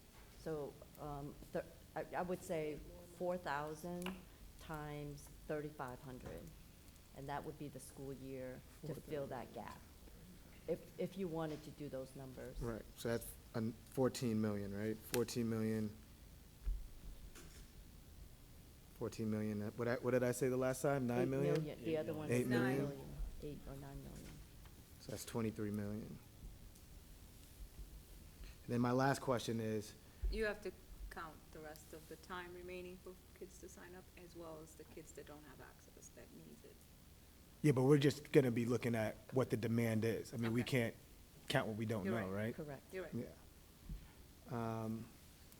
And then my other question is, how much funding, or like our external partners, do we, how much do they usually typically kick in? Like, is it 25%, is it 30, like, what's the ratio? So what was the total private investments in the ecosystem? And what was the number? Yep, in fiscal year 2024, last summer, it was about $10 million And what was the number of jobs? that they provided. Yes, in that 10 million. So it's that difference between 5,500 and 9,000, so 3,500. 3,500? Yeah. Yes. And they with- provided Okay. about $10 million. 10 million, So- okay. Those are the funds that we either raise with our partners to fund those youth agencies directly. It doesn't have to go through us. Right. But we work with them to say, fund Denise's agency at 100 youth slots, and they send the check over to them. All We right. don't, Got and it. we count those numbers within our larger pool. Right. But it doesn't have to go through our office. So we could back out $10 million from what I just added up. All right, thank you. Anyone else have? I do. Yep, Yep. Councilman here. Thank you, Chair. So I absolutely so much appreciate you, Trin, and Mr. Cope. I have enjoyed working with you all in the last 4 years, and our partnership. And everywhere that I go, I see you out in these streets committed to the work, and that speaks volumes to your commitment to people of color in particular, because you see us and you affirm us, and I appreciate you for that. And I'm also really excited to learn a little bit more about the line item that I established. One of my first big wins on the council was a line item for youth jobs for 19 to 24-year-olds. These are non-traditional young people who really need strong pathway careers. And I'm just curious if you could talk to us a little bit about some updates in terms of what that work has looked like, and some investments. And then I'm just a little bit confused because I haven't heard much from Mr. Cope, and I've heard a lot from the Allison. Yeah. So who, like, congratulate, what's the hierarchy here? Because I'm just curious about the leadership, and I'm very just So I'd like to hear from my. I apologize. Yeah. I apologize. We didn't go through the organizational structure in a timely manner because we Yeah. were trying to rush things through. Right. But for the record, can you tell me? Yes, but let me just tell you that 19 to 24, we have an answer for you, but our director, Katie Gull, she had to go because she had a child care issue. Her son needed to leave. So she'll answer that question for you. I am the chief of the cabinet, and within the cabinet, we have 3 major departments: YEO, OWD, and labor compliance, which you've heard last week. And then we are lucky to have 2 deputy chiefs that report directly to me. So it's Rashad Cope is deputy chief. He oversees all 3 departments, not just YEO. And also Jody Sugarman Brosen is another deputy chief who sees mainly partly OWD, but mainly labor compliance. So she focuses on that. But Rashad and I do the whole cabinet. And in order for Rashad to focus on all 3 cabinets, we have to release his responsibility on the YEO and hire somebody else to actually do that work, so him and I can do all the other stuff for 3 cabinets. And so just to introduce myself, my name is Allison Verneray. I started at the city about 6 months ago, and so I'm the executive director of the Office of Youth Employment and Opportunity. So I'm following in Rashad's footsteps and all the great work he's been doing. You're the new Mr. Cope. You could say that, although he is still very much here, and I'm very thankful for that. But yes, I oversee the Office of Youth Employment as of December 2023. Okay, congratulations. So let's talk a little bit about, I'm just curious about from what I've heard, some of the reasons why you were unable to onboard young people was because there was some computer system that was different for nonprofit organizations, that you were unable to onboard them. Has that been resolved? Yeah. Could Mr. Cope speak? Yeah. Of course. Thank you. Councilman, I would say that there have been some major improvements to the youth jobs process this year. Allison briefly alluded to our new Future Boss webpage. We'll make sure that we share that information with you all, but it does allow young people to navigate jobs across the entire ecosystem, in a much easier way. And then the expectation is that also leads to an easier hiring and onboarding process for young people as well. So a lot of work has gone in, to revamping the process. We want to thank the mayor's office just for their commitment and their investment in working alongside our staff and our cabinet to help make some of those improvements. Thank you. And I really do appreciate Councilor Anderson's breakdown and really helping us ground ourselves in the reality about what it looks like to meet the moment. And Trin, having worked with you, I know that you can meet the moment and you have the capacity to do that.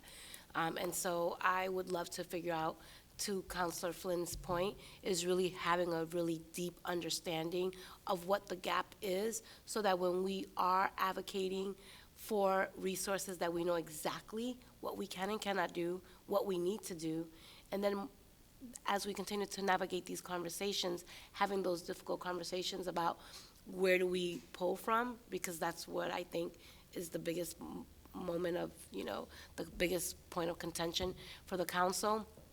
But at the end of the day, I don't want to set you guys up for failure. right? And we have to have these conversations in ways that if we say we're gonna allocate, an additional 3,000 year-round jobs, we're gonna wanna hear from you. Who are the employers that you have already lined up? What type of quality jobs young people are gonna have? Because I don't think that just working in certain spaces and places, you can just check off the box and say that we've met the moment, right? So, and I am going to end with this. While I appreciate exam schools, I think that a lot of our young people, and somebody, I forget who it was that made this point, but young people who have access to privilege and information are the ones who are applying for jobs. And then what happens come June and July, when there aren't any more jobs left, right? It's the kids who are most vulnerable who get left out of these conversations. So Allison, is that your name? Yes. Allison, to you, my charge, and I'm going to ask for you to kind of give me a specific plan for what you're going to do to ensure that immigrant, young people who English is limited, dreamers, young people who are even undocumented. I'd love to hear your plan for outreach and engagement for our most vulnerable young people, and making sure that's how I'm going to measure your success, is seeing those numbers increase of like, how do we get these harder to reach young people into those jobs? How are you going to do that? Yeah, I'm happy to continue the conversation if you want us to go deeper at some point. I think a couple examples I can give you. The main one is the increased investment we're making in our partnership with the Mayor's Office of Immigrant Advancement. So we have increased the funding allocation to that group of youth that we support by a little bit over 50% from past year. So that's one of the ways that I can share with you here. That we're doing. And then, as I said, we've expanded our outreach efforts. We, this year, for the first time, are doing a neighborhood fair specifically in Chinatown, for example, where we know there's a population of youth that maybe we haven't reached as much in the past. And we have a couple more like those in the works. So those are a couple examples, but we definitely have a lot of different initiatives. Another one that's a pretty major one is that we, in partnership with Northeastern, work to do some allocations of youth into city agency jobs so that we are making sure that there's no bias in the way that youth get selected. That's, of course, if they've applied at that point. So that's why we're also trying to do the upstream engagement better. But that's one of the other things we do. We definitely have a long way to go and a lot of youth to reach, but those are just a couple examples. Yep, I think your point is a really good one for us, and it's a task. So what we're going to do is kind of map out the percentage of out of that 9,000, where do those young people live? And then, so one, we can report back, like, where are those, we know where they are, so we'll map that out for you, number one. And number two, what we can do is see, to the best of our ability, to see the ethnic and gender breakdown of that 9,400 youth last year. And then the third map we should present to you is, where are these community-based partners within the city of Boston as entry points for young people to go and apply and work. And so we can start mapping that out. And once we map that out, we'll have a better understanding of where the gaps are, so we can put our focus in those gap areas. So maybe we can do more translations there, bilingual job fairs in that specific neighborhood at a certain time that can get parents and young people out that will work for them. So unless we see that gap and map those areas out, we can then strategize where that gap is and present that back to you, maybe, late summer or the fall. And for the record, that's why you're the chief. So everybody knows. I am I a have public the mic. worker. Thank you, Councilman Mejia. Council Finance Anderson, the floor is yours. Thank you. Thank you, Mr. Chair. I'm sorry that I'm doing a speedy thing here, because I know, like, we are pressed for time. So I have some questions, and if you don't have the answers, submitting them on record officially through the chair, that we get these responses. And so, like, we heard it today, but I've been hearing also that organizations had their slots cut and can hire more young people than SuccessLink will allow. And then, obviously, like, why is this happening? The cap that we heard today, I've heard it before. Is there a limit to how many people programs can hire through SuccessLink? Well, yeah, there's a cap on the slot, like, that's how we got the demand. So there were 8,500 slots that were requested, and we could only fund about 6,500. This is a funding issue, so you're distributing through across programs. Got it. And then can you give us a list, hopefully by next Thursday, of all the organizations that applied and of slots? Absolutely. For slots. And I guess how many, with how many 14 to 18-year-old and 19 to 24-year-old slots they applied for, how many slots they got, and how many slots they got last year. I can submit this in writing as well. And will you restore any cuts to organizations that had their jobs cut? We would have to take a look at the analysis. I mean, what we want to do is make sure that there's no over allocations to a certain neighborhood and not to one. So we can work that through with you in a working session, perhaps. But that's not equitable, because based on your ratioing correct of who's impacted, you have to go equitably to the places where the majority of need is. Okay, no problem. Also, there's Director Cope, I think last year we had a conversation about, it was public hearing, looking at the range of pay rates so that organizations could pay 14 to 18-year-olds and 19 to 24-year-olds more as they gain experience. It took more responsibility. I heard this from you. What conversations have happened around this, and are we any closer to implementing it? I would say that we have made some strides in that direction. We were able to raise the pay rate for 19 to 24-year-olds from $18 an hour to $20 an hour. So I think that was the first step, and then we will continue to have conversations around ways in which we can do that for our younger population as well. No, thank you so much. That's awesome. Also, I guess you don't have to answer today, but after conversations, if you would consider raising based on what the youth were saying today, 14 to 18, paying them between $18 and $20 an hour, and then 19 to 24-year-olds paying them 22 to 24, raising them again. And again, I think pending conversations, it's a fair request. Thank you. And then in the past, many youth have shared SuccessLink didn't pay them on time. Have we fixed these kinks in the system? How are we doing with paying youth on time? Yeah, that's one of the things we've been working on, what Rashad was referring to about us bringing everything into the ecosystem closer into our Future Boss platform, so we can get better visibility earlier into the youth, and then we can get them through that onboarding process faster. We've also made some improvements into the setup in our office to make sure we also have really hands-on support for youth who want to come in. So we have additional space in the Tobin where we're located for Youth Welcome Center, so where we can help youth from kind of start to finish on that onboarding process.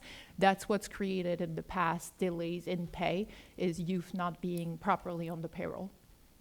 So, but there's two systems in which we're building the back end. One is with the city, young people working for the city, and that's the number that's different from the partners. And so we have made a conscious decision to make grants directly to the partners so that they can pay and do payroll verification with them separately, because the city is working on absorbing a larger amount of young people. But that's the city's separate, and the nonprofit system is separate. So we're building back ends separately, parallel, so we can absorb the scalability. Thank you. Just final comment, because I know you gave me 5 minutes. So I it sounds like, in terms of like sustaining or absorbing scalability, you need to tap more into your philanthropic sources and figure out how you can build that. I think that sounds really good. But you spent more than you requested, so you actually went over. So when we made the amendment and we increased it, you actually went way over. You spent more. I looked at the numbers, and but then you requested $3 million less than what you spent. So actually, the need is there, and you keep spending more because the need is there, the demand is there, but you're not getting enough money, and you're also, well, technically, we're only seeing what's approved, not what you actually requested, because still, I keep asking if the process of you requesting to OBM the amount that you need is transparent, if it's in writing, where is it? Last year, we heard from OBM that it wasn't, but I know that it is. We can FOIA it, but we don't want to do that. We just want to have a transparent conversation. This is not on you. But also, like, there were inflated budgets in different departments where you knew that they weren't going to build $8 million of capacity. This is not your department. But they then, this year when they came back, example, Streets Cabinet, came back, and I was arguing it, and then you saw the Herald and all these crazy papers put out, like, Gonzalo Anderson doesn't know what she's doing. And I was like, hey, assuming smooth spending, you have like $8 million extra, what are you going to do with this? Do you know what they told me this year? That when the money doesn't get spent, it goes back up to OBM, and it's to the discretion of OBM and the mayor, obviously, to decide what happens to it. You know what the argument is that if the money is above smooth spending and way bigger than what they can build capacity for, say like $10 million. Can you hire $10 million of people in one fiscal year in personnel line item? No. So I was saying, let's put it in contractual line item and figure out, and that way they are forced to come back to the council to tell us what they're going to spend it on. Instead, when it doesn't get spent, when it's in personnel, the administration has the power to move that money, that extra money, into OBM and do whatever the heck they want, or into other departments. And that's what's happening here, is that certain departments have too much money or hiding money, as I said, like, like the mama bear that puts the money under her pillow. And then guess what? Other departments like yours that could handle it, that is obviously needing it, that people are advocating for, that we want to. And today, a simple math, Chair Orwell proved $23 million easily, you could use that extra in addition to what you requested. So I thank you for your diplomacy, your professionalism, and your brilliance. And I'm going to continue to advocate for this. This is extremely important. I worked with children behavioral health for 11 years. I was a foster parent to 11 to 17 kids. I worked with DCF. My concentration is youth development. Like, this is super, super important. I understand this issue deeply. And I was a teenager who, at 13, undocumented, worked, saved money, and got my brother and sister out of West Africa by the time I was 15. So I deeply understand what these kids are going through. And it's just so sad that we keep talking about how our kids are dying, and we then sit here and have to compromise where are we going to get the money from, where we know that we as a wealthy city can do it. Thank you, Councilor Anderson. Thank you so much. Councilor Flynn, the floor is yours. Thank you, Mr. Chair, and again, thank you to the administration team that is here. I have one question. I don't necessarily need it answered now if you want to follow up with me, but I'd like to ask what the outreach you are doing to, and again, I think Councilor Santana mentioned it, but what is the outreach you are doing for summer employment in the public housing developments? I represent a lot of residents in public housing, but could I get an update maybe tomorrow on that issue? That's one question that I had. I know you mentioned the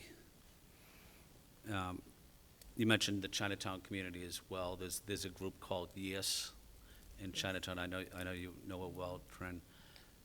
Maybe we can do a little bit of outreach there. I was over the Boston International High School on Monday of this week, and I was just talking to students, and they were asking me about summer employment programs. I told them, I'd pass along that information to the appropriate city officials.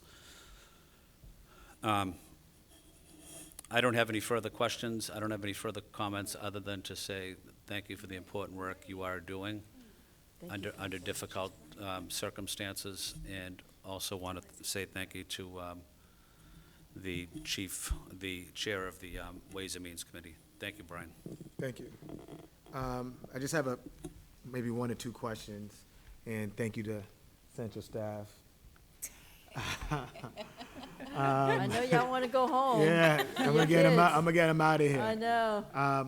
So I know I have to sweep the floor. I know we've been talking a lot about youth jobs.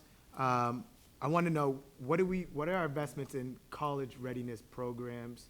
I'm a product of a college readiness program, Balfour Academy. I live by it. I swear by it. It was college exposure over the summer.